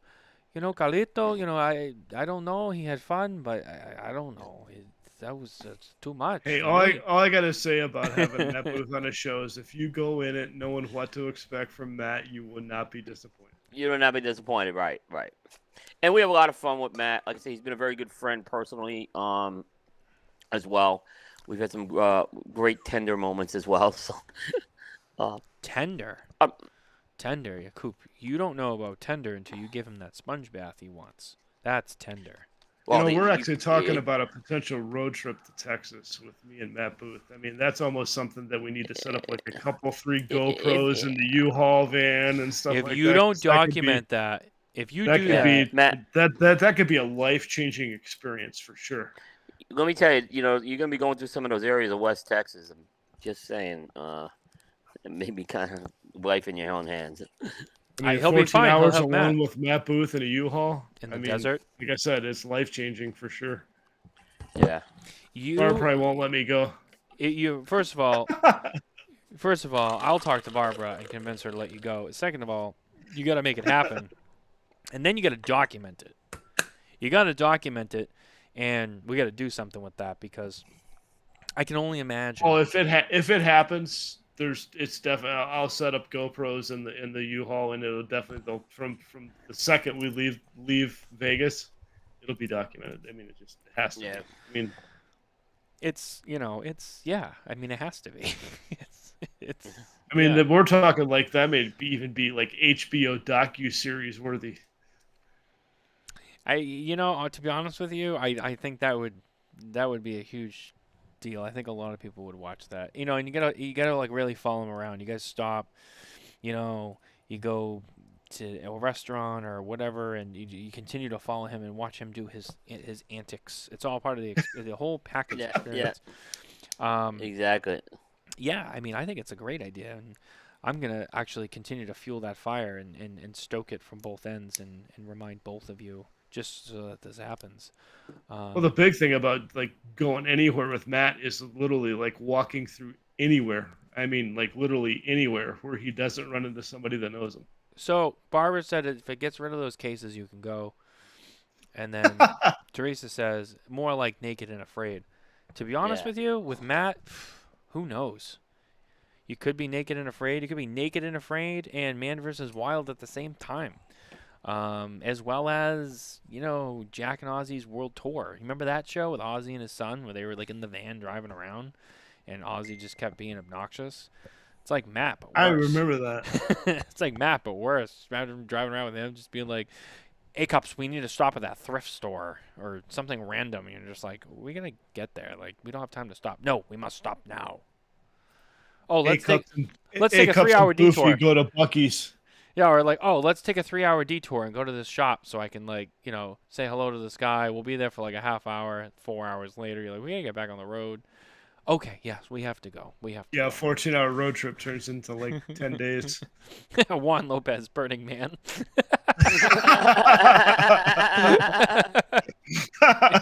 Damn. Yeah, I mean, he's not wrong. He's not wrong. There's so much truth in that statement. Yep. Yeah, I mean, I don't know. I mean, it's I don't know. Like I said, I think it would be great, and it's Matt, so use your imagination. Um, Matt, if you're watching, we love you, buddy. he's We love you, absolutely, absolutely. We love STG too. Barbara said not Disappointed 10 how this went days. down. Yeah, I'm disappointed how this was announced. But just know I care a lot about this one brand, so I am very passionate. I really do care about that brand because I know what it meant to you. So if I'm hurt, I'm sorry, but I had to say what I had to say. It's all good. I got a guy trying to sell me Cuban cigars right now. Oh, here we go. Going back to Yeah, get lost. you know what? Facebook? I mean, that's actually been a thing, and I actually brought that up on the show on Thursday. It seems like every day I'm getting like 2, 3, 4 Facebook friend requests for people trying to sell Cuban cigars or sell cigars or whatever. I mean, it's literally has become like a daily issue.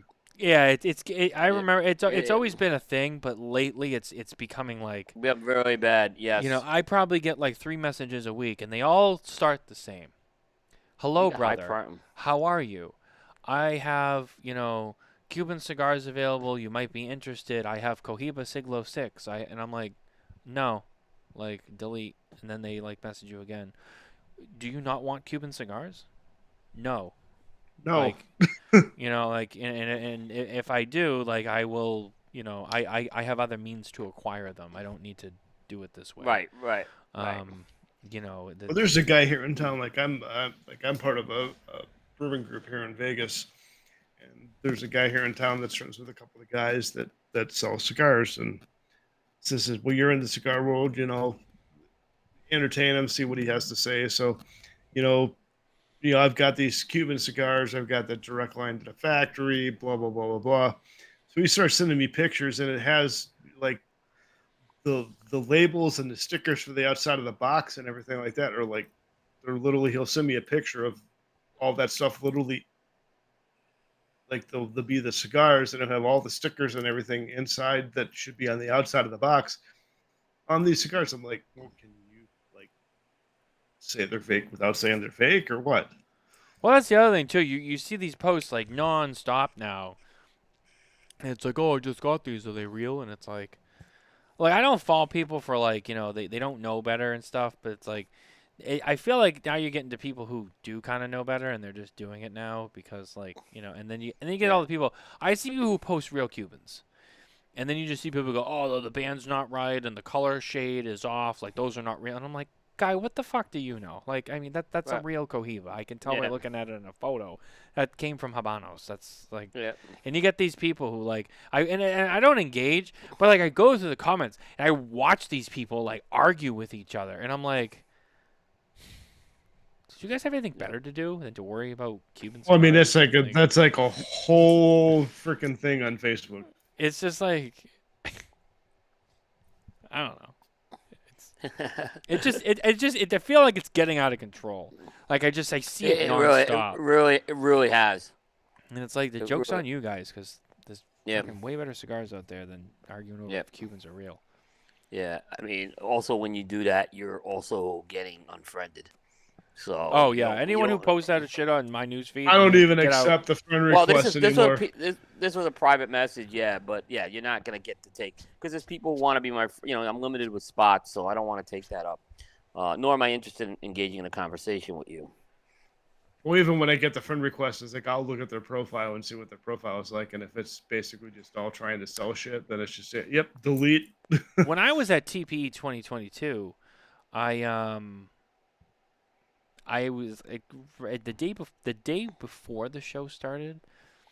I had this guy reach out to me. It was a scam, but I was like, all right, I'll play this one, because he was like, oh yeah, like I have my cigars from my factory and this and that, and I go, oh, cool. I go, yeah, let me see them. And he sends me photos of CLEs, and I go, that's your brand. He goes, yeah, this is my brand. Like I own the factory. I go, oh. Cool. Where's the factory?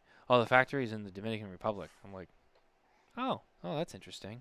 He's like, yeah. And he's just sending me pictures of CLE and a Rowa 20 and Oh, I remember this. I remember you and I had this conversation because Yeah. some of the companies about And I was like, And I knew, like, oh, tomorrow I'm going to see Christian Aroa. So I went to Christian Aroa and I said, hey, I pulled him aside. He was in the booth, and I told him what was going on. And he's like, really, bro? And I go, yeah.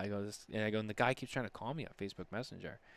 And he's like, let me see. And I showed him the photos. He's like, oh, this is my brand. There was like pictures of, Christian cigars. And he was like, so the guy was like trying to call me like that day. So he actually started to call me, and I wasn't too far. I ran over to the CLE booth. I said, Christian, that guy's calling me. And he was like, oh. He's like, yeah, let's go answer it. And we went into like a back hallway off the trade show floor where it was nice and quiet.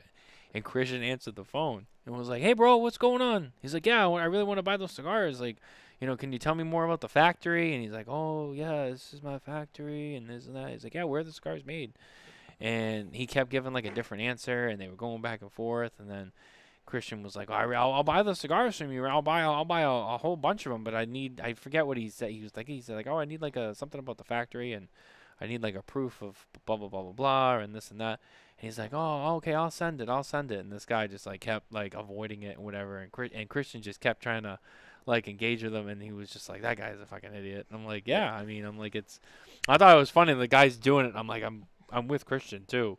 And he was just like, he's like, this isn't the first time. And then he said to me, he's like, well, he goes, it was at a time when I think they had recently had a robbery at the warehouse. So his concern was like, well, the other thing I want to know is like, could this be the people who stole cigars from us?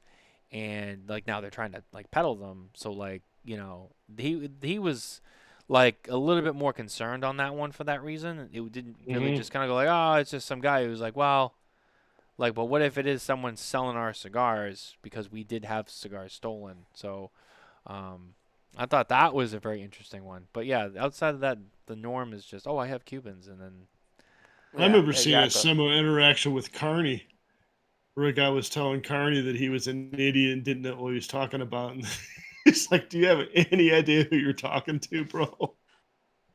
Oh, at the trade show this year? No, it was on Facebook. It was one of the cigar peddlers on Facebook, and Carney's popped up and said something. The guy's telling him he didn't know what he was talking about and he was an idiot and blah blah blah. I can't remember the whole thing, but I know it was on Carney had it on his personal page on Facebook. There was one thing that happened at the trade. It's kind of different thing, but I thought you were talking. What is this? I have no idea, honestly. I'm actually gonna just move on from that. I don't know what. I wasn't really reading the comments. I just kept kind of clicking them on. I don't know what that was. I'm sorry. Vladimir Putin. Yeah, I don't know. But anyway, sorry. But no, there was an incident that happened at the trade show, and there was a guy selling cigars, and the cigars had like the name Abuelo on them, and then they were rolled in the chisel shape. Yeah. And I remember this company. Yeah, this was last year. Yeah, and it was funny because then like Dave Garofalo and Lito Gomez like because someone told them, and they got together and like, hey, let's go to the booth, and they both walked over to the booth together, and they were talking to the guy, and it's like, oh yeah, you're selling it. Oh yeah, it's called the Abuelo. Like, it made this chisel shape, and Lito's like, oh yeah, look at that. It was like, I know. Yeah, look at that. What the fuck's going on there? And the guy has no idea who Lito Gomez is. He probably had no idea that the two people in front of him, it's like, oh really? Yeah, okay. This was some guy. He was like, he made cigars. He was in Jersey, but he was I think he was based in the DR most of the time.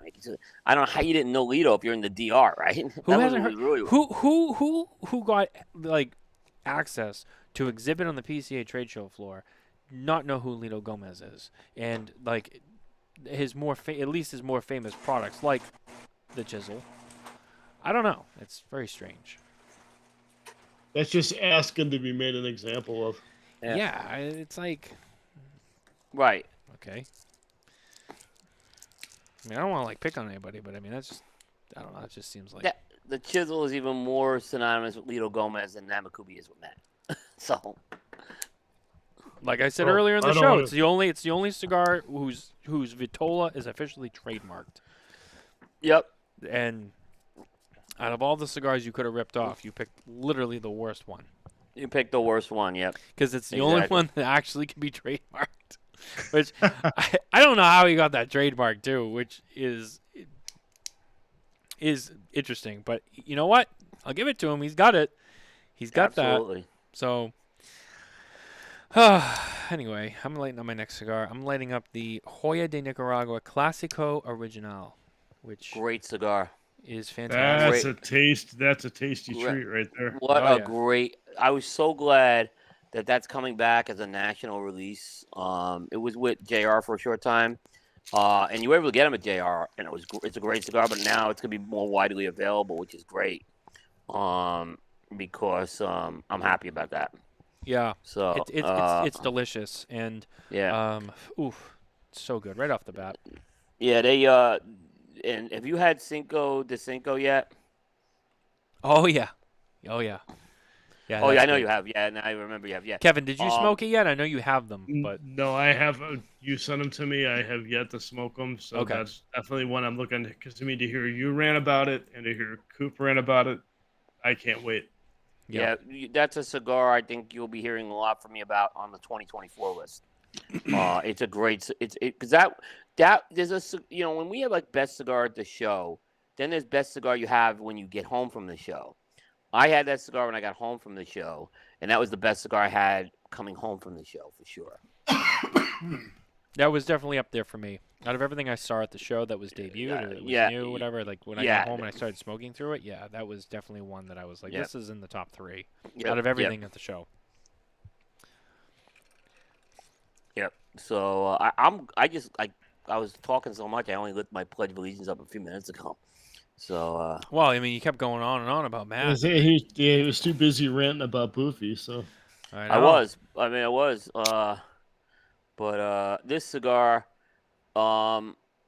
is great. I mean, this Pledge of Allegiance is just fantastic. The Defi Jet is just gives me perfect ignition on my cigar. I love this lighter. I think I was telling you, man, how much I love this lighter. I know. I'm in love with this lighter. Yeah. So it just works. I mean, the grip on this thing in my hand, it's ergonomically like perfect. Is what I'll just say. It's really every detail, and the lighter works great. I gotta get more butane. Because I've been using this so much. I almost went through that can of butane already. What butane? The Dupont The butane? DuPont butane. Yeah. Oh. Yeah. Oh, you follow. I'm almost out too. I'm following the rules. I ain't messing with this thing. This is my pride and joy. I love this thing. No, I mean, it's good. You should take care of it. You know what I mean? It is. It's a great lighter, and Yep.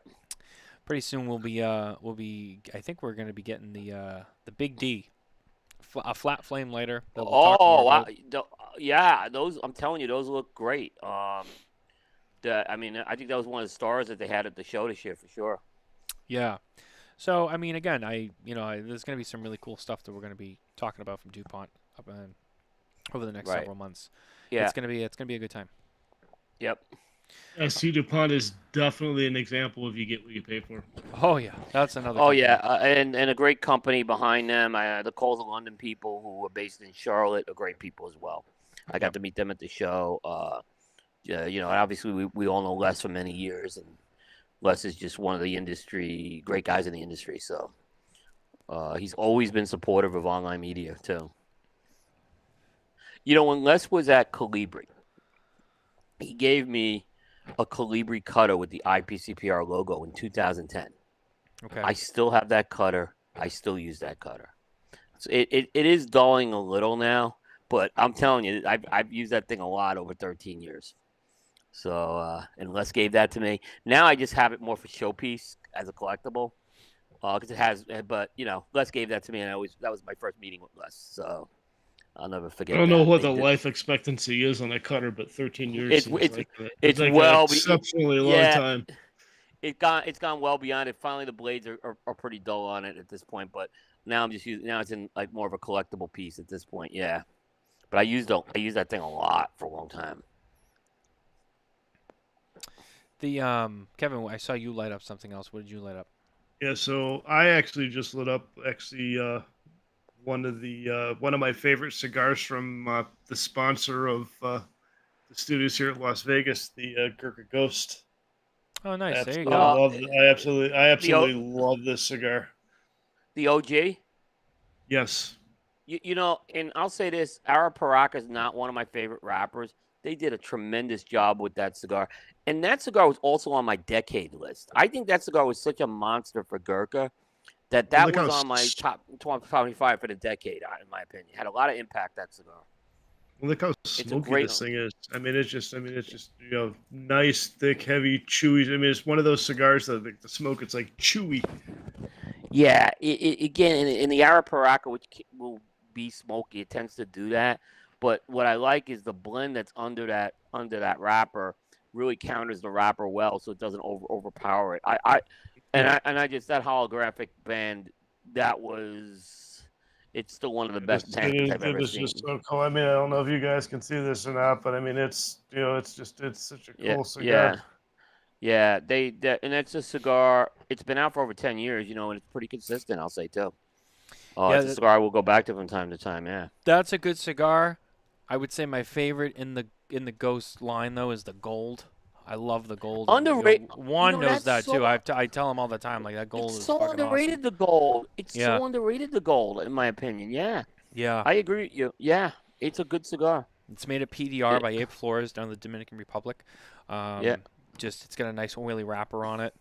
I love the flavor on that cigar. It's one of my favorites. I mean, it really is. Yeah.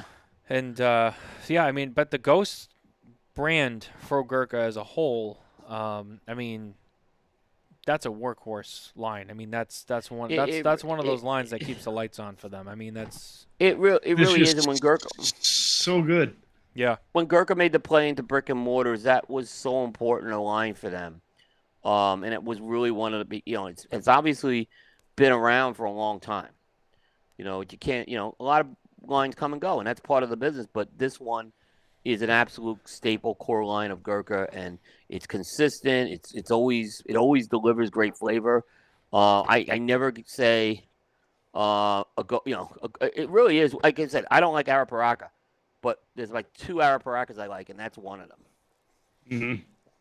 Yeah, it's one of my very first box buys, and still have them. And it's one of the cigars that I'll always have in the humidor. Yeah, it's a great cigar. I mean, great cigar. And then Juan reminded us, the new Ghost Connecticut, which we saw debut earlier this year. I mean, kind of not really surprised. I mean, to have a Connecticut shade, version in the lineup makes a lot of sense. Ghost is becoming you think about it, it's not just a line now, it's a brand on the Gurkha. Yeah. They've got multiple lines. It's a whole brand, yeah. Yeah. So, I agree. I think they've done a great job with that. And again, there's been some, over the last several weeks, we've had some people comment on the shows, with some negativity against, Gurkha, because Kevin They're a great company. They've been a great company. They make good cigars. They're great people. You never hear... They have been so supportive of Cigar Coop from day one. Yep. From day one, they've been there for us, and I see what they're for you guys as well. Yep. We appreciate that. Look, I mean, it's right there. We love you guys.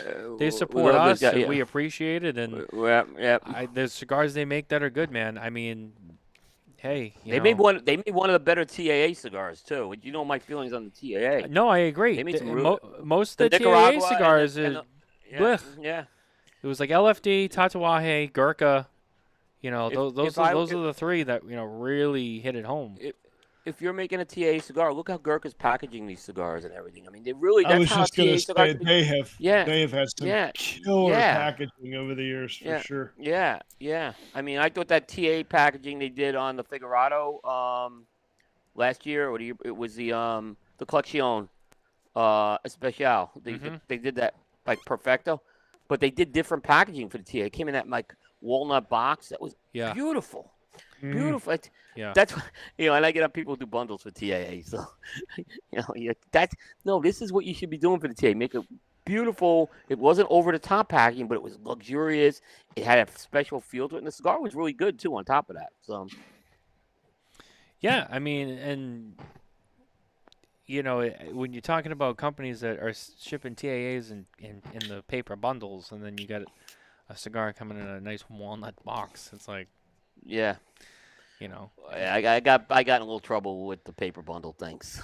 Yeah, I know. I got in trouble. I got in trouble with Hercots on that one. Yeah, I know you did. I know. Imagine Coop getting in trouble with somebody. That never happens. Oh wow, what a shock! I love Nat Sherman. I love Timeless. I hated to see it in a bundle. You know what's funny is Coop will like he'll pick on somebody, but then he's like, "But I love them so much." But like, I have to dig them a hole. I think you know when I get and I have a Aaron Loomis gets mad when I say the word passion, but there are things I'm very passionate about when I see stuff, and when I see it go awry, I almost take it personally sometimes, and that's I tend to get more upset about that type of stuff than you love the game. It's okay. But something you'll say something to me, man. I'm like, who cares, right? And maybe because I'm not saying who cares, I don't care, right? So, but there's other things I do care because I care about it, I truly care about it. So. That's how you know something's a big deal. When I text Coop and I go, "Hey, did you see this?" And he's like, I'm not really worried about it." I'm like, "No, never mind." Yeah. But if he comes, I have a lot to say on this. We're going to talk about it. I'm like, something's going down here because Coop doesn't like it.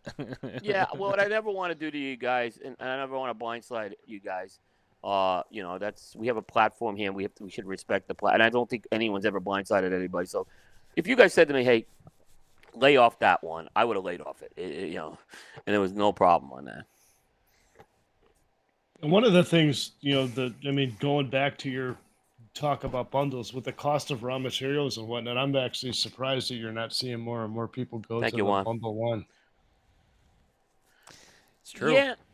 Yeah. Look back into the pandemic when all the box factories were closed.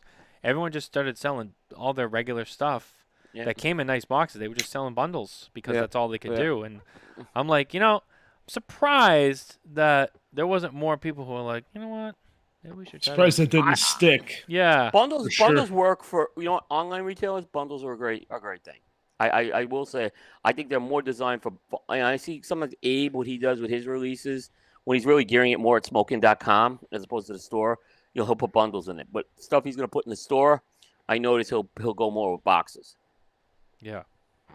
Yeah, so, is that a thing for especially like the larger online retailers where, they'll request manufacturers to just send them inventory in bundles because it's all going to get broken down anyway into like whether it's assortment packs or singles sales without having to break boxes down? Yeah, and I think the other thing, and I may be wrong on this, but I think because they don't have to play Tetris on the shelves either in an online, it's easier. Yeah. Like I said, I don't hate bundles. I hate it for retail shelves because I've seen that's what I hate about bundles. It's more on the retail end, And when I look at, like, for example, we talk about Nick Perdomo's merchandising. It's the best in the business. And even look, Gurkha looks beautiful on the shelves. They have some unusual packaging, but I'll say it looks great on a shelf. Go into a Gurkha section of a humidor, you can't help but be wowed with it, right?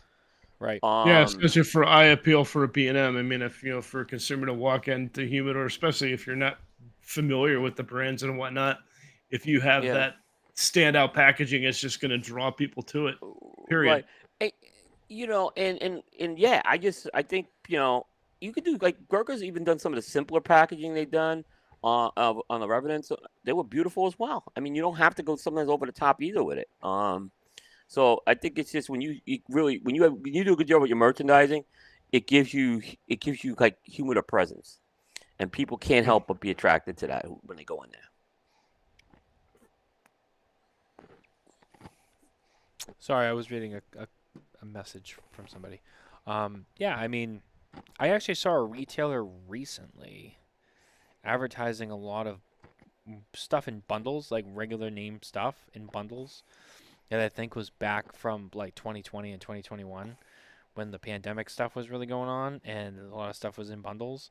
And it looked like stuff that they just had either aging or just sitting in the warehouse or something, and they were just trying to move the bundles. I remember going like, look at all these bundles of like basic shit. Like that's Yeah, interesting. I think, but remember during the pandemic, boxes were really a problem too. Well, that's what I'm saying. So, And it was yeah, like it was kind of like a blast from the past. I was like, oh wow, look at all yeah, these like they look like yeah, pandemic era bundles. yeah. But I saw some companies get creative and create some trays and everything, which made that a little, tray is always nicer than that. So you put the stuff in trays. I look. Have you ever seen Crux's boxes? They have some of the best packaging in the business. They do, and it's So nice because it's a 20-count box. You get 10 singles in the box, then you get 2 nice 5-packs, yeah, which yeah, is kind of cool. I mean, yeah. what a genius idea. What a genius idea. And I love. I mean, by the way, if you guys ever get to Minneapolis, you got to go to Tobacco Grove. That's Jeff Hogan's home. That's the store he owns. Who's the owner of Crux? Just one of the best stores I've been to in the country. So he's a great retailer. He understands that, and he knows merchandising, and he's come up with a very unique model with those boxes, and I think it's wonderful the way you see that. Why not try to move some of those 5 soft packs? Is great. You want to get a 5-pack. You're going somewhere for a weekend. You want to share cigars. What a great idea. I agree, guys. I have to step away for 1 second, and I will return. Right. So while Matt's stepping away, I want to officially welcome Kevin Acuff to the Cigar Coop team. Kevin, thanks so much for we'll look forward to really working with you here. We'll figure out what to do with tobacco here. Oh, I definitely appreciate that opportunity, man. It's just was blown away when that opportunity presented itself at Lazona-Palooza. You're going to be working with us, not for us. You work with us here. So.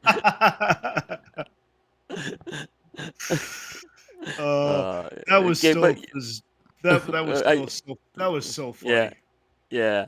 No, so I remember Kevin going back a few years ago when I was trying to cover things on the ground going on with the pandemic in Vegas.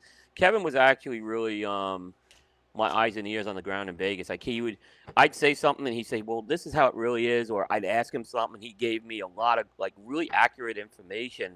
What was the situation in Vegas during the pandemic and how it affect trade shows? And I know you're very close to that, so that's how I got to know Kevin. And like I said, it's great to see you now, kind of really in the media now, full time, part of what Matt's doing. And we're kidding around. It's good to see what you're doing, what Matt's doing. Great reviewer you are as well. So haven't had a chance to say that on the show, but yeah, I wanted to say that as well.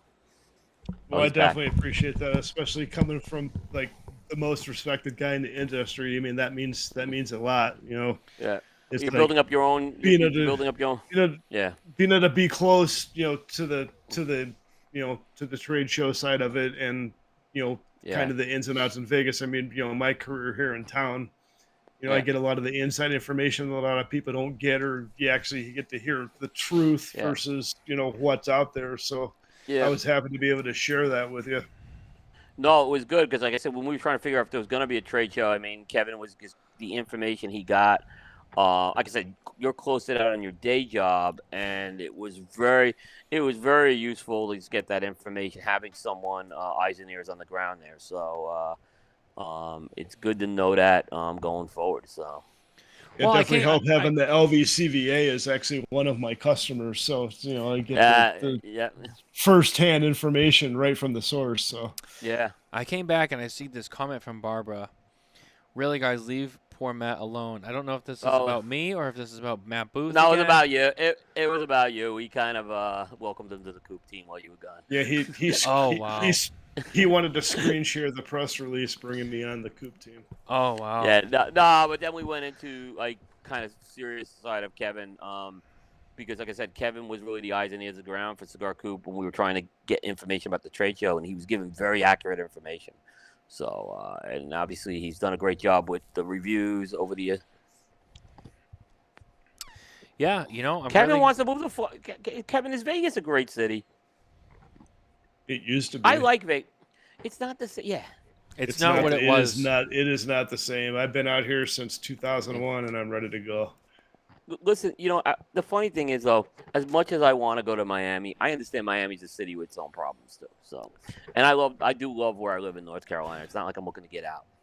So, I tell you, our good buddy Miguel Shodell was actually telling us.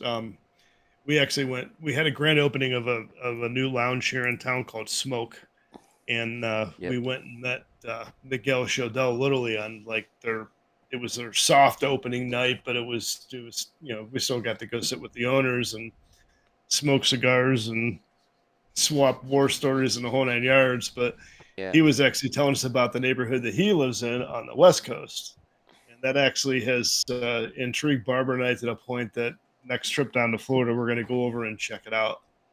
Yeah, so. I really got to get over to the West Coast side. I interviewed Arnold Serafin on Thursday night. He's based in Tarpon Springs outside Tampa. Just what a great story this guy has. Smaller guy, great family history, and he knows, like, he was talking a lot about West Florida and Tampa in particular and the history. And I'm like, I got to get back there, really.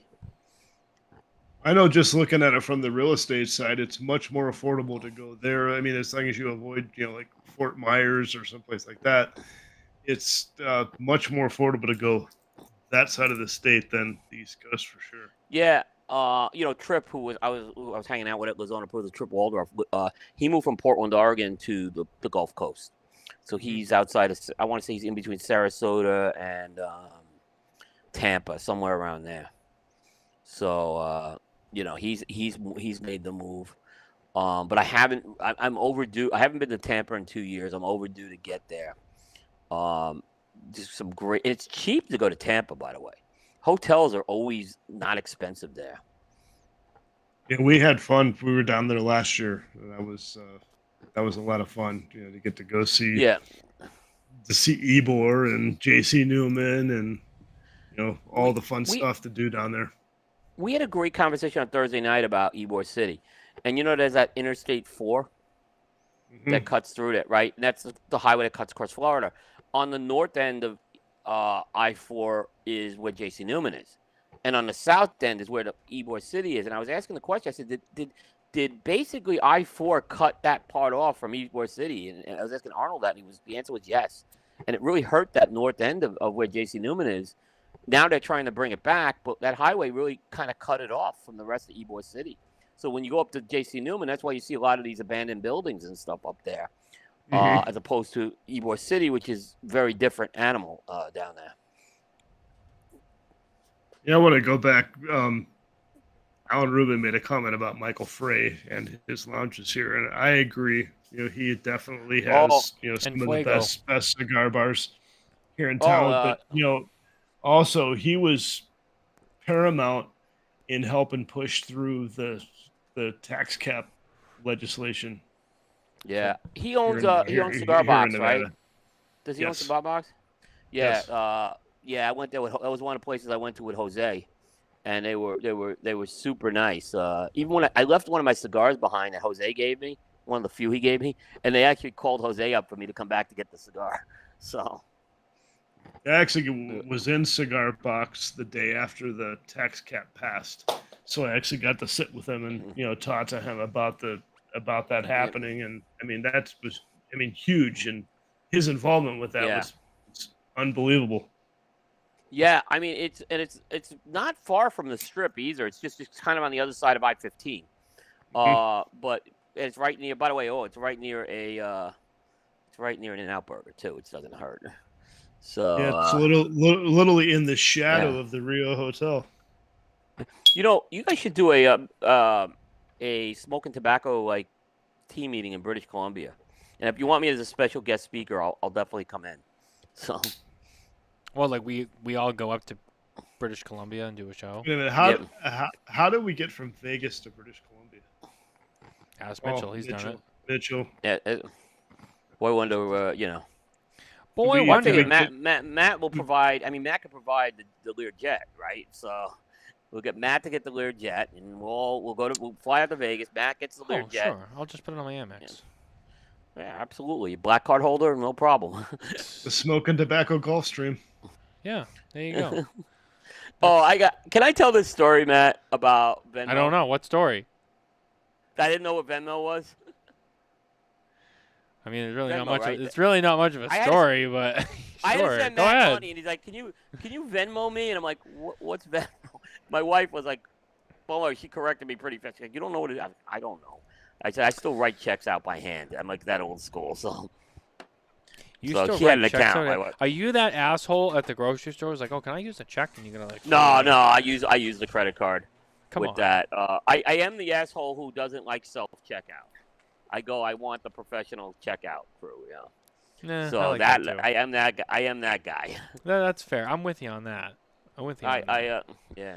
I don't work at the store. Like, why am I bagging my own shit? Isn't that why I'm paying inflated prices? You know Come on. what? Yeah, it's not even that. It's I like the customer service. Well, yeah. I mean, it's kind of part of the whole experience. So, I'm with Yep. you. I'm with you. I'm with you on it. Believe me.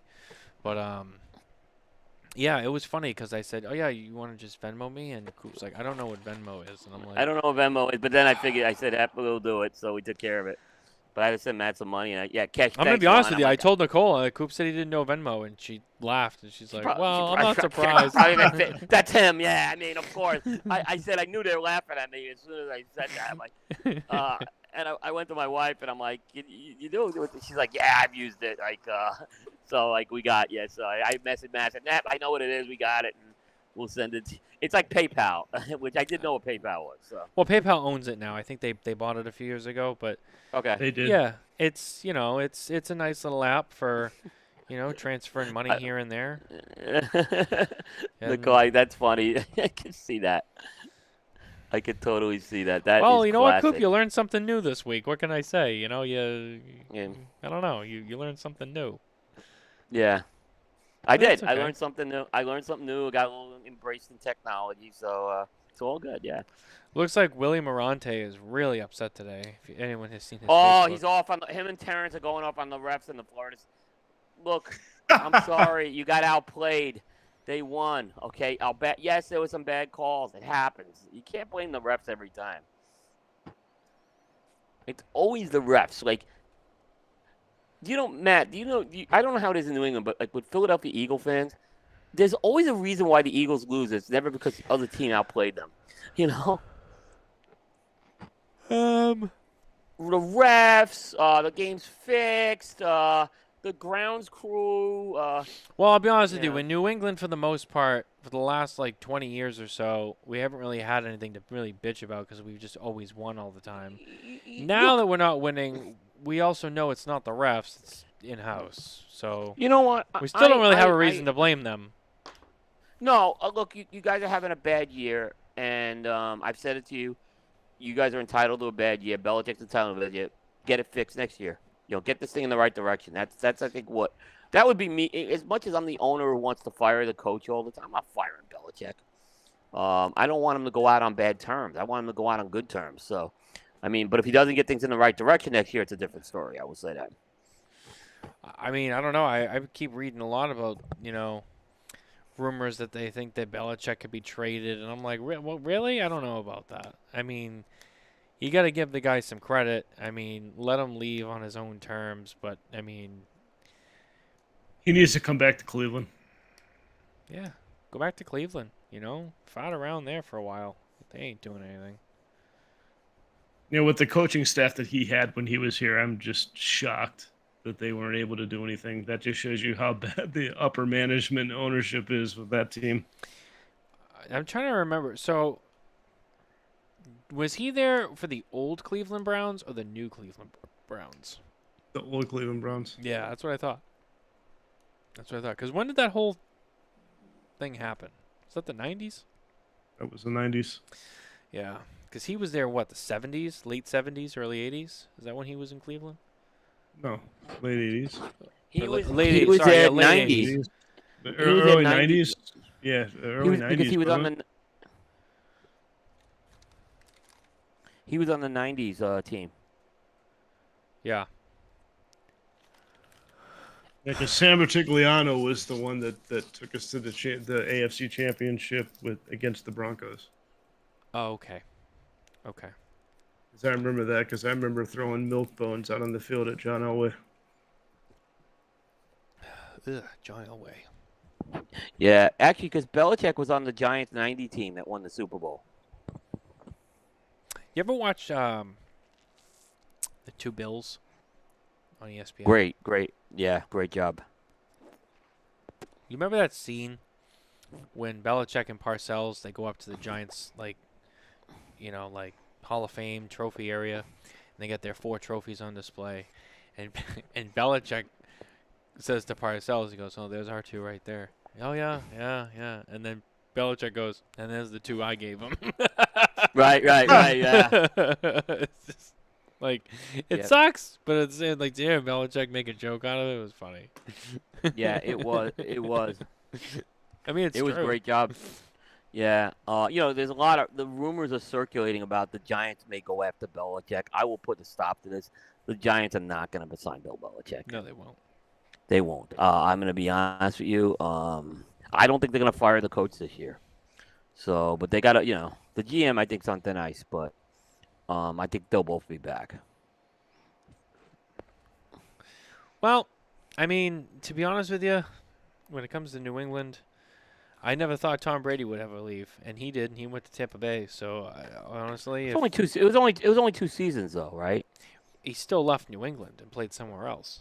So It happens. It happened with Joe Montana though. But my point is, with I could see the same yeah. thing happening with Belichick. I could see him leaving, being like, "Hey, your time is done." Oh, if they fire him, there'll be a team that signs him. If he wants, there'll be a team. I think there'll be a team that's out there that will sign him. I mean, it's interesting. Belichick was 2 times the coach of the Jets, but never coached the game. That's kind of the trivia question. Do you remember? You know why that was the case? Why? Well, okay. So the first time the Jets were trying to get Parcells, and New England wouldn't let him out of the contract. So he was prohibited from coaching.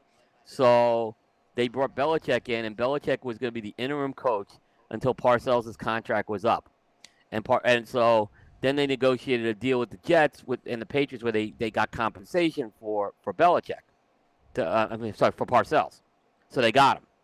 Then Parcells steps down as Jets coach a few years later, and Bill Belichick named the successor, except he basically took the New England job the next day. So he was actually the Jets coach twice and never coached the head coach game. Oh, that's right. I vaguely remember this now. Yeah. I remember this now. And in fairness to Belichick, what happened was, and the same thing with Parcells, there was new ownership with the Jets, and there was a lot of uncertainty. And I think a lot of people just didn't know about this new ownership. So Parcells bailed, and then Belichick didn't want to be there either. He bailed. Makes you remember sense. Who the coach was? You remember who the coach was that Belichick replaced in New England? Pete Carroll, Pete Carroll. who eventually lost to Belichick and the Patriots in Super Bowl 49. Yep. Over what was kind of a stupid move on Seattle's part, but hey, I'm not going to complain. No, it was Pete Carroll lost that game for them total. Yeah, that was on him. But you know what? Hey, look, I'm not going to be one of those people who's like, what the fuck? We're the Patriots. Like, this is unacceptable. Like, dude, we had 20 years with 6 rings. I mean, if you can't be grateful for that, I mean, you shouldn't even be watching the game. And the guy knew player personnel. Belichick did some great trades over the years, trading down draft picks and stuff. He was brilliant at that. He didn't lose all that. So it just happens sometimes that the talent level changes, and sometimes guys you expect to get, they don't work out. It happens. It's true. And again, everyone was fortunate enough that, Tom came into the picture and the things happened the way they did. But, that easily could have been like, Bledsoe goes down and Tom Brady could have just been like a Brian Hoyer. Yeah. Nothing special. And time would have moved on. You know what I mean? But, the stars aligned and that happened. Yep. And, it totally did, yep. It's no one's fault. You have to be thankful. You have to be thankful that you got what you got. You can't act like, well, Belichick's not supposed to lose. It's like, well, I mean, it is. It's part of life. I mean, it is what it is. I mean, like I said, I'm not going to complain. I don't love that they're playing like shit right now. I'm not saying like they deserve to, but at the same time, it's like you can't be too picky. I mean, we've had a lot, Yep. So, like I said, Every dynasty's got to come to an end at some point. yeah, everything. Look, even Cleveland's like losing ways came to an end too. So it happens. It is what it is. I just hope Yep. that the Patriots can at least be an average team, for a while. I don't expect them to be Super Bowl winners every year. I think that time is over.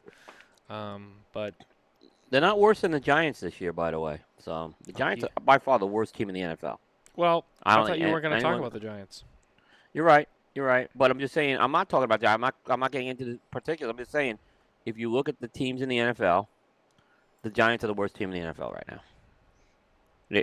You can't.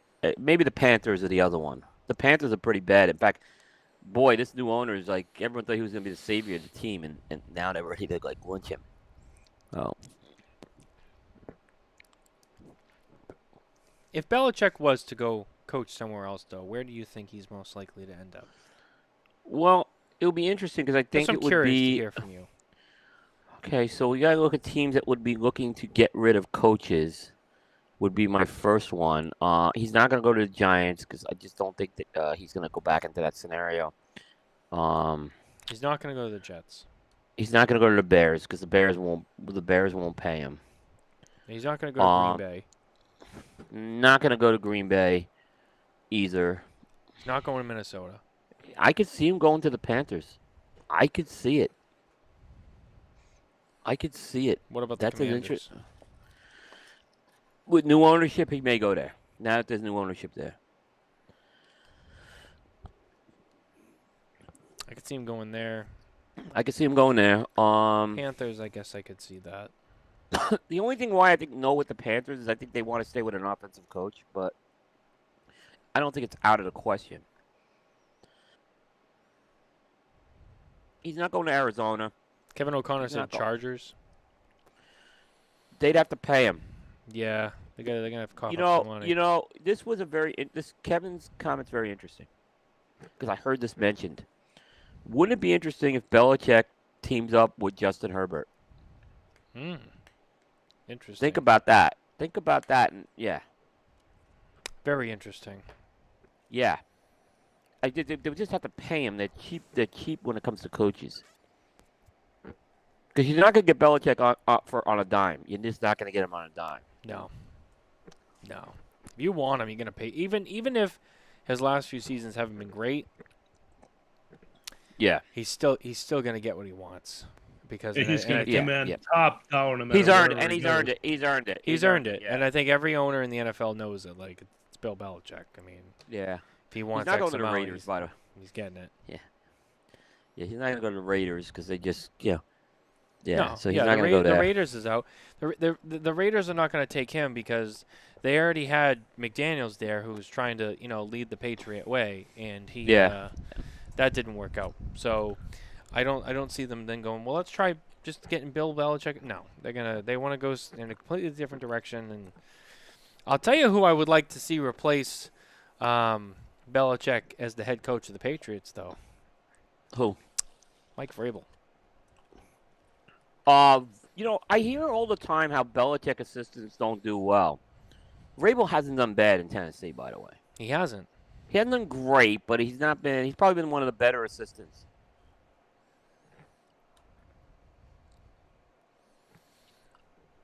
I think I I can could see see that. him doing it. I know they've think- also thrown around Gerard Mayo. Please no. I've heard that. I've heard Oh, Mike don't do that. Vrabel, and I like the Mike Vrabel idea. Yeah. Part of me for a while, like back even when Tom was still here, like 17, 18, maybe 19.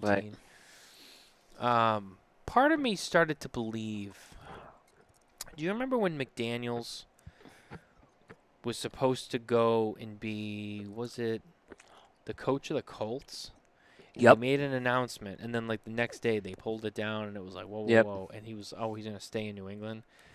I started to believe this like conspiracy, I guess, that the Patriots wanted McDaniels to take over for Belichick. I did too. And they were like, hey, like we want you to kind of just like I think McDaniels wanted to be a head coach, and Kraft was like, listen, your time's gonna come. I need you to hang in there a little while, and I think that they maybe talked him out of that Colts deal. They got him to stay, and then shit went down with Brady, and he left, and then I think Bill decided like he was gonna hang around still, and McDaniels ended up leaving anyway. But I think that there was a period where I think they thought like, oh, like when Bill walks away soon, Josh, you're up. Yep. And Yep. then I think something changed, and then Josh McDaniels was like, no, I'm out of here. But at the same time, I don't think, even though McDaniels was good with us as an offensive coordinator, I don't see him No. being the coach of the Patriots. I mean, Yeah, every time yeah. he's coached, just hasn't gone right. No. I No. just don't think he's the head coach. He went into two bad situations though, but that's on him. The Colts situation probably would have been the best situation if he stayed with that one. True. So, I don't think he's going to be the. I do think New England needs a guy who's an experienced coordinator if they're going to bring a coordinator in. So, I mean, here's the other one. I could see Belichick going to Tampa. That I could see. Well, how funny would that be? The Glazers got a lot of money, and I could see that scenario. That would definitely be an interesting move, and there'd be a lot of chatter about that one. Allen said Vrabel isn't a Belichick assistant. He never coached in New England. I thought he did.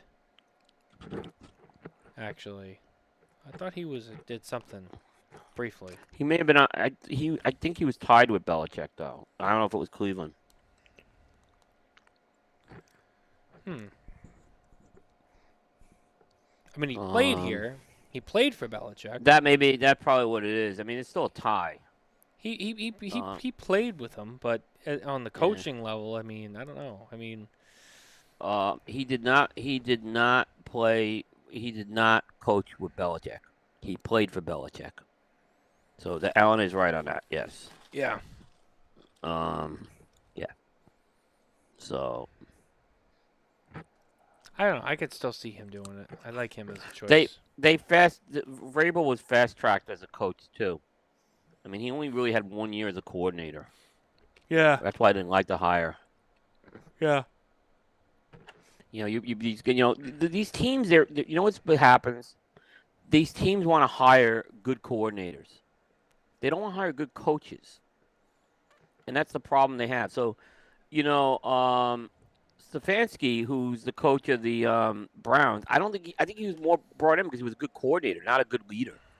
I don't think he's a bad coach. I don't think he's a great coach. Right.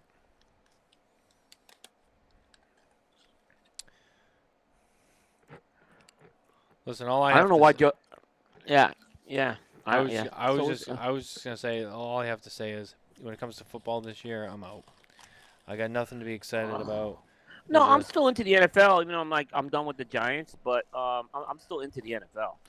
I'm just not. I didn't buy the package or anything this year, so I'm at the mercy of watching local games. But I'm okay with that. I'm content with it. Yeah. I don't know. Yeah, I just want to see the Browns make the playoffs.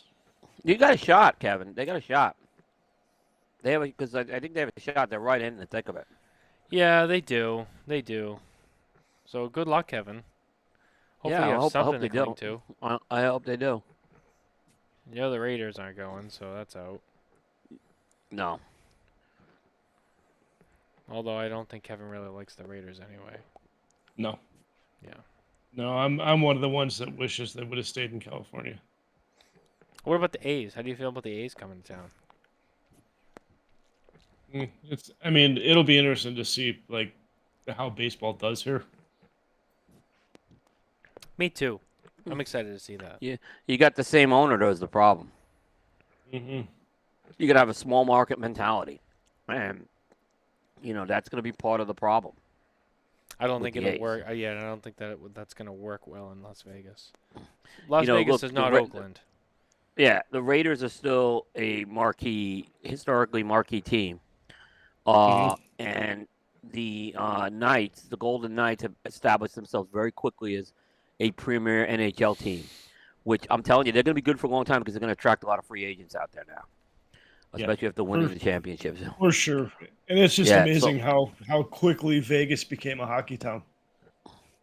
they did, and they did a great job in the expansion draft. That's the one thing is they probably did one of the best jobs ever in the expansion draft.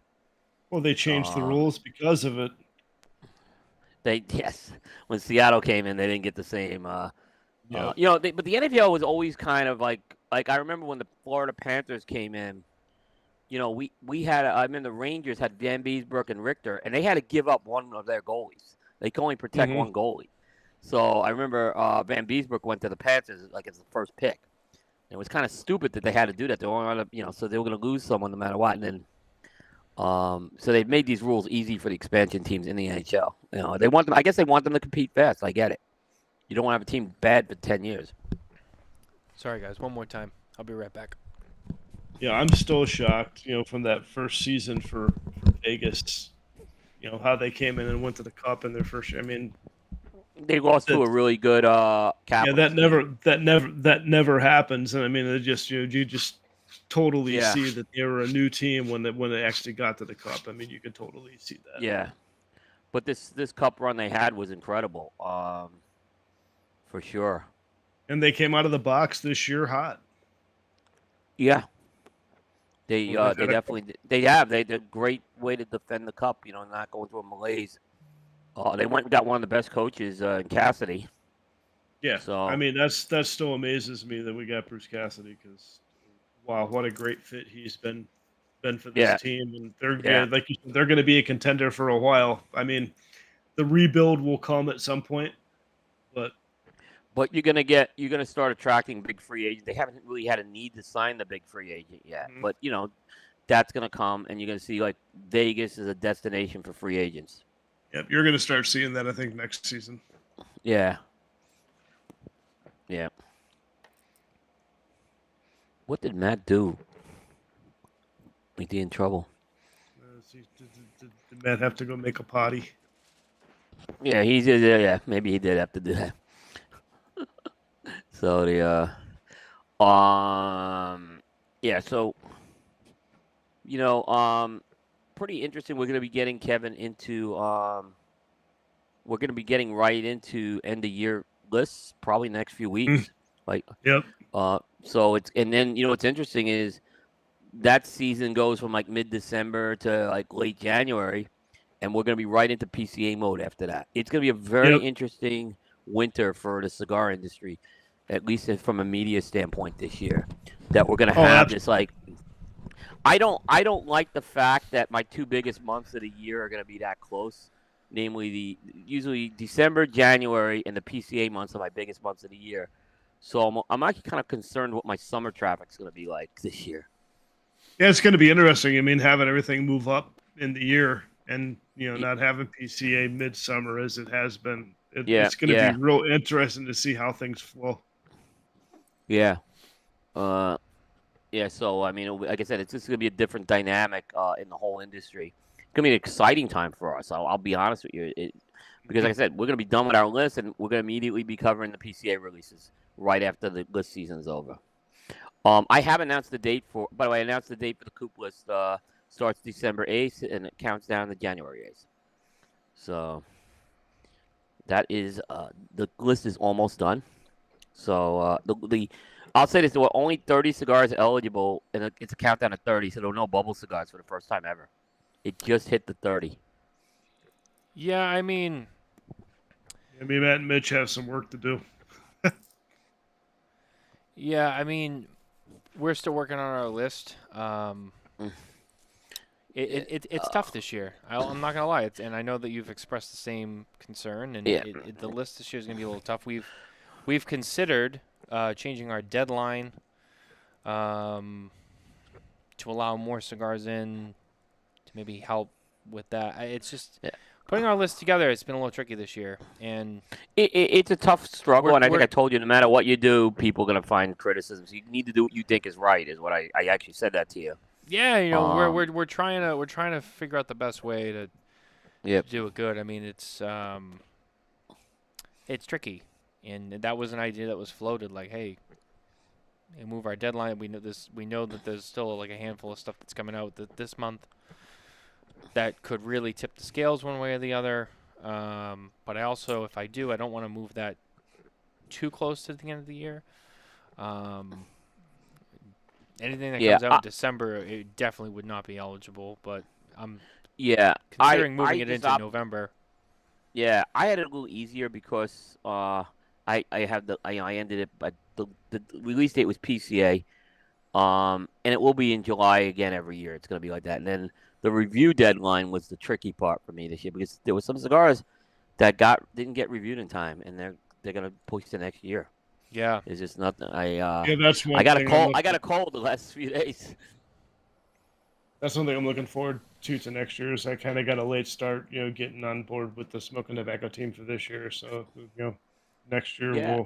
we'll come out of the gate hot, and we'll be up and running, and I think it's going to be a lot different for us for next year. Yeah, I mean, you guys I agree. not only did you underwent a lot of changes for anybody. New people. Obviously, you guys came in. You came in this year. Matt redoes the website. But they're all necessary things for the growth of what you guys are doing. So I think it was, in the long run, it's going to pay off. So I think I encourage you guys to just keep doing what you're doing. But I'm excited about. I get excited about list season. Don't get me wrong. It's an exciting part. I saw today Matt Garofalo released the contenders. I saw. Cigar Authority. I thought it was. By the way, contenders. I thought there was some very good cigars he had in there this year. Me too. Competitively, I think in recent years I've been there are at least 5 cigars in there that are very good. Yeah, I saw the list and I was like, wow, I'm actually not surprised to see some of those cigars in there because I mean, yeah, like, how could they not be?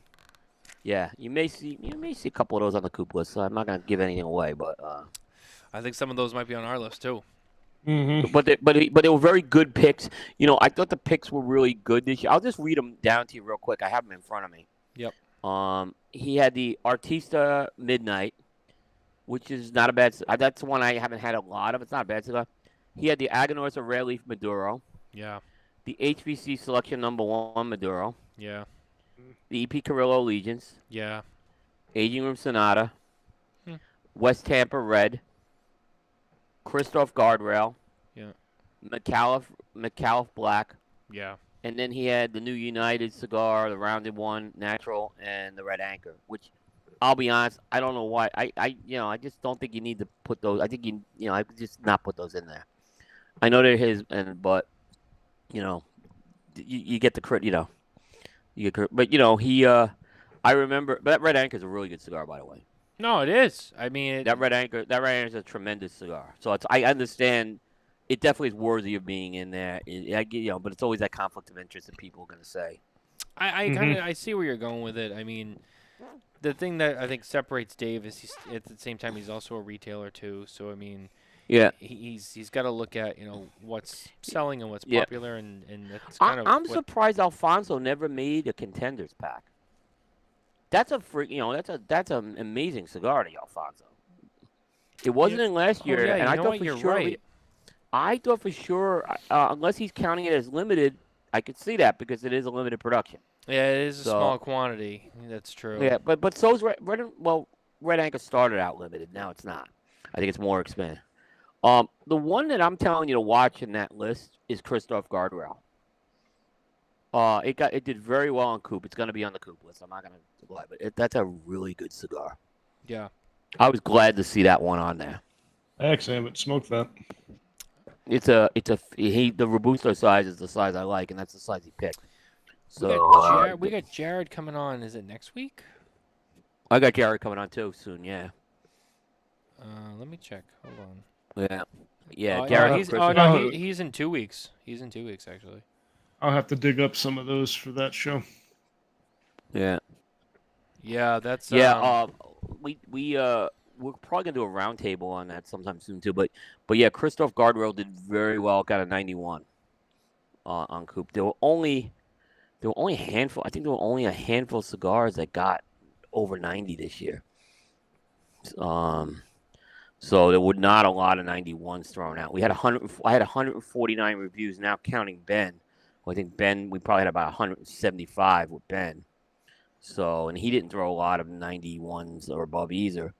So we definitely had we were very stingy with the scoring.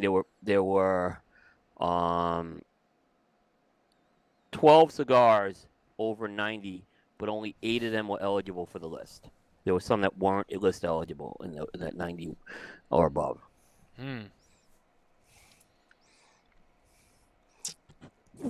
Yeah, it's gonna be an interesting year. It's gonna be a very interesting year with the list this year. Yeah, Ours is I not do done, think. but Yeah. oh yeah, Yeah, I know Saka's pivoting himself again for another run at the consensus. So Saka's gonna do well on the list this year. Saka Yeah. will win the consensus this year with the black again. And from what I understand, I think Charlie's going to consolidate Saka Khan and Papa Saka because he goes by the line. So he consolidates the Vitolas, which is really going to put Steve at an advantage because he's going to have both Papa Saka and Saka Khan. Saka Khan was Coop list eligible this year. So, and it probably will make the list. I'll say that. I'm not there's not really a secret on that. They got it down to 90.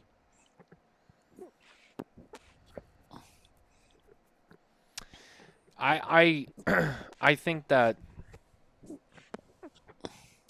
you're gonna see a lot of. I'm making a prediction here. You're gonna see a lot of Saka cigars, multiple, on lists, and I think he's going to be number 1 on at least 2 lists. That's my guess. That I would would be. guess That's exactly my call.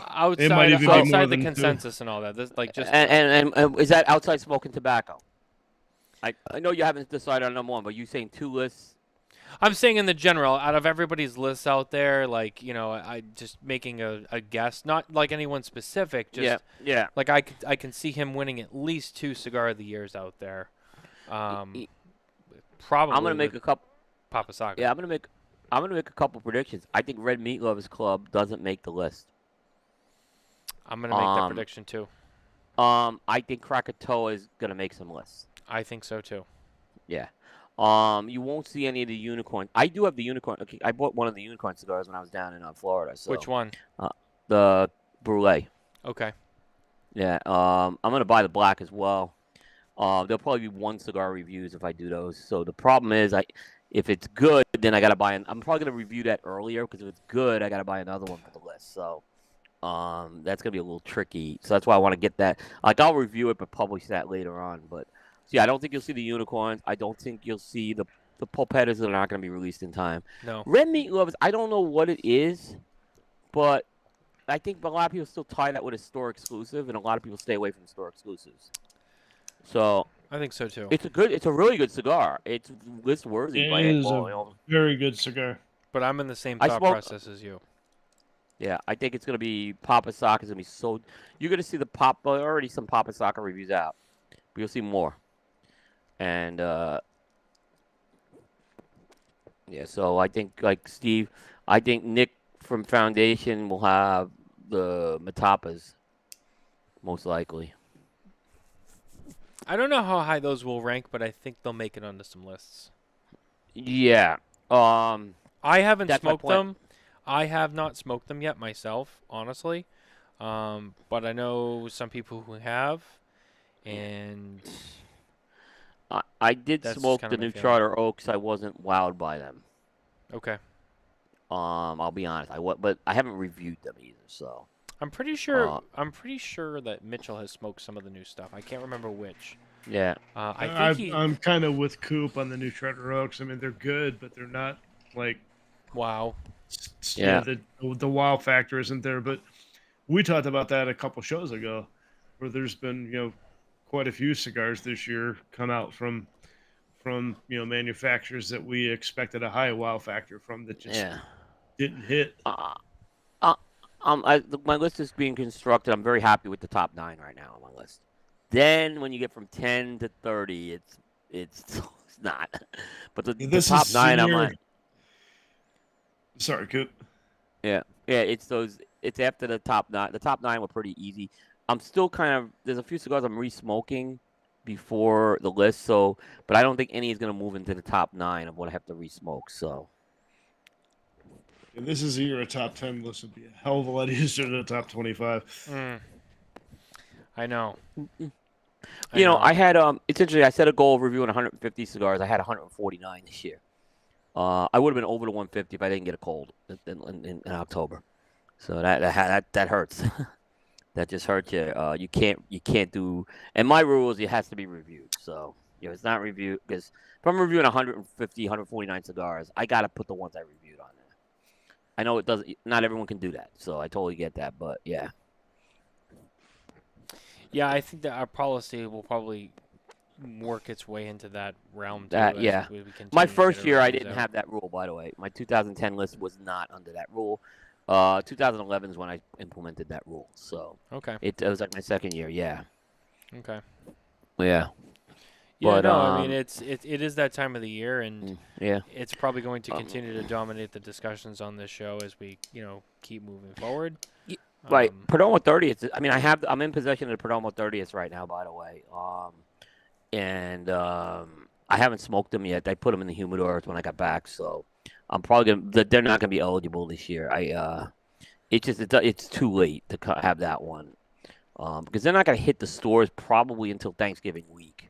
Yeah. So, but I am in possession of them, and I'm gonna smoke them probably before Thanksgiving, just kind of see what the buzz is about. So, yeah, so I'm really looking forward to those as well. The Perdomo 30th, I think, is going to. Well, it's tough because there's a lot of people who could still include it this year, but. Well, here's the problem with the Perdomo 30th. Is gonna have one problem. It's gonna be a split vote. Yeah. I think Perdomo 30 will make a statement next year. I think that's what happened a little with the 10th anniversary. More people tended to go for the Maduro, but I'm telling you, that Sun-Grown is really coming on strong with age.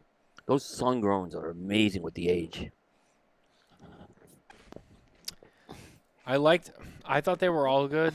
The Connecticut really stood out to me personally. Yeah. And I'm usually a Perdomo Sun-Grown guy, and I also have been getting into the Perdomo Maduros lately. I love them Maduros. I mean, Nick doesn't make a bad Maduro in my book. No, he don't.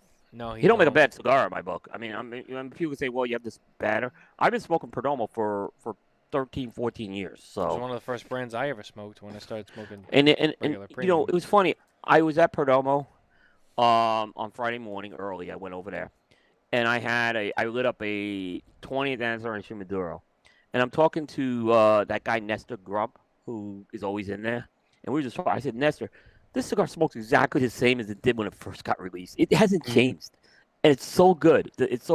I never have to worry about consistency with Nick's products. So I know that's one of the things with Perdomo for sure.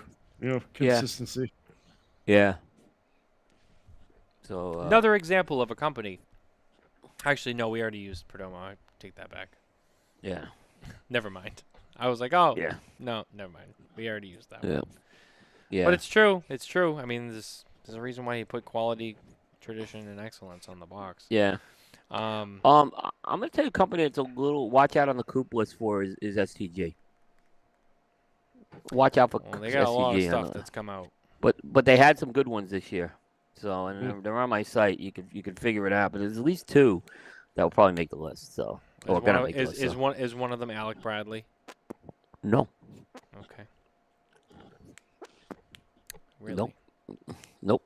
Alec Bradley won Cigar of the Year last year. Now, I did review another Alec Bradley, but it wasn't eligible. Okay. That one Alec Bradley was the bonus cigar, and I did put a new rule in this year. No more bonus cigars or sampler pack cigars, because if I had in order for me to put that in the list, I'd have to buy the whole box of Fine and Rare again. So I didn't do that. So they were all gone by the time I reviewed that. So it can't make it. Yeah, General has a lot of stuff they put out. There's a couple. There's a couple on there. They have a couple of like sleepers in there, is what I'm going to say. They had a good Yep, year. Go ahead, Coop. No, they had a few sleepers in there this year. They did. Is Flint Knoll one of them? Everyone keeps mentioning Flint Knoll. Well, Flint Knoll, if you look at the site, it's pretty obvious it's going to be. Flint Knoll's one I've of been them. very, yeah. Flint Knoll was real, but Flint Knoll was very polarizing. Some people didn't like that cigar. I thought it was good. My issue with it last year was that I thought that the wrapper was very thin and brittle on it. And that will factor into this, yes. And I know it- some of your guys, I think, had the same concern. I know Mitchell had issues with it too, with the And Toro. Mitchell had issues with it. Yep. Yeah, but the cigar is amazing. We also interviewed Aaron from the Flint Knoll Winery on KMA. What a great guy! What a great guy! And it's a great project they've done. So, and I've commented. I mean, it's no secret. I said this is the best cigar General's done in years. Best Macanudo in a decade. I mean, it's just amazing cigar. But that wrapper was absolutely too fragile. I will not argue. And I hated to say it. I know that cigar should have been in cello because it's yeah. They had some trouble with them here. It's like with the humidity and the lack of humidity here. It's Yeah. like that cigar just wanted to just. Yeah, I did that. I It had a was box of those, so and good. I damaged one of them on my own. I hated it. I dropped it. You know, and when you drop it on a concrete floor, it's curtains. Mm-hmm. Yeah. Yeah, I mean, I smoked it a couple of times. I liked the taste. I liked the burn, but it just the actual construction. You know, I wouldn't say it failed, but I mean, I had issues with the wrapper breaking, cracking, peeling. Yeah. And I smoked like 3 of those. And again, I was like, oh, this tastes great. But it became uncomfortable to smoke after about a third of the way in because it just I kept I would getting really issues. love to see them do a Maduro version of that cigar. Yeah, I could see that. Yeah, we have a heavier wrapper on it. I would like to see I that. think that would definitely make a difference. Yeah. But Connecticut's very good. I agree.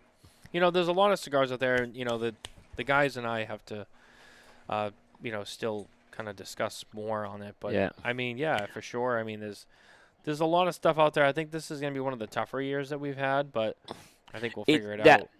Ranking that bottom 2/3 of the list for me has been extremely challenging because I look at like scorers and then I do adjustments based on the resmoke, and I'm telling you, there's fractions with these cigars. It's so fractional in terms of a cigar can move up or down really easy with some of that, Yeah, and it's I happened. agree. So, like someone can jump, like I could resmoke something that's currently ranked like 27, and I can resmoke it and it can go all the way up into the top 10.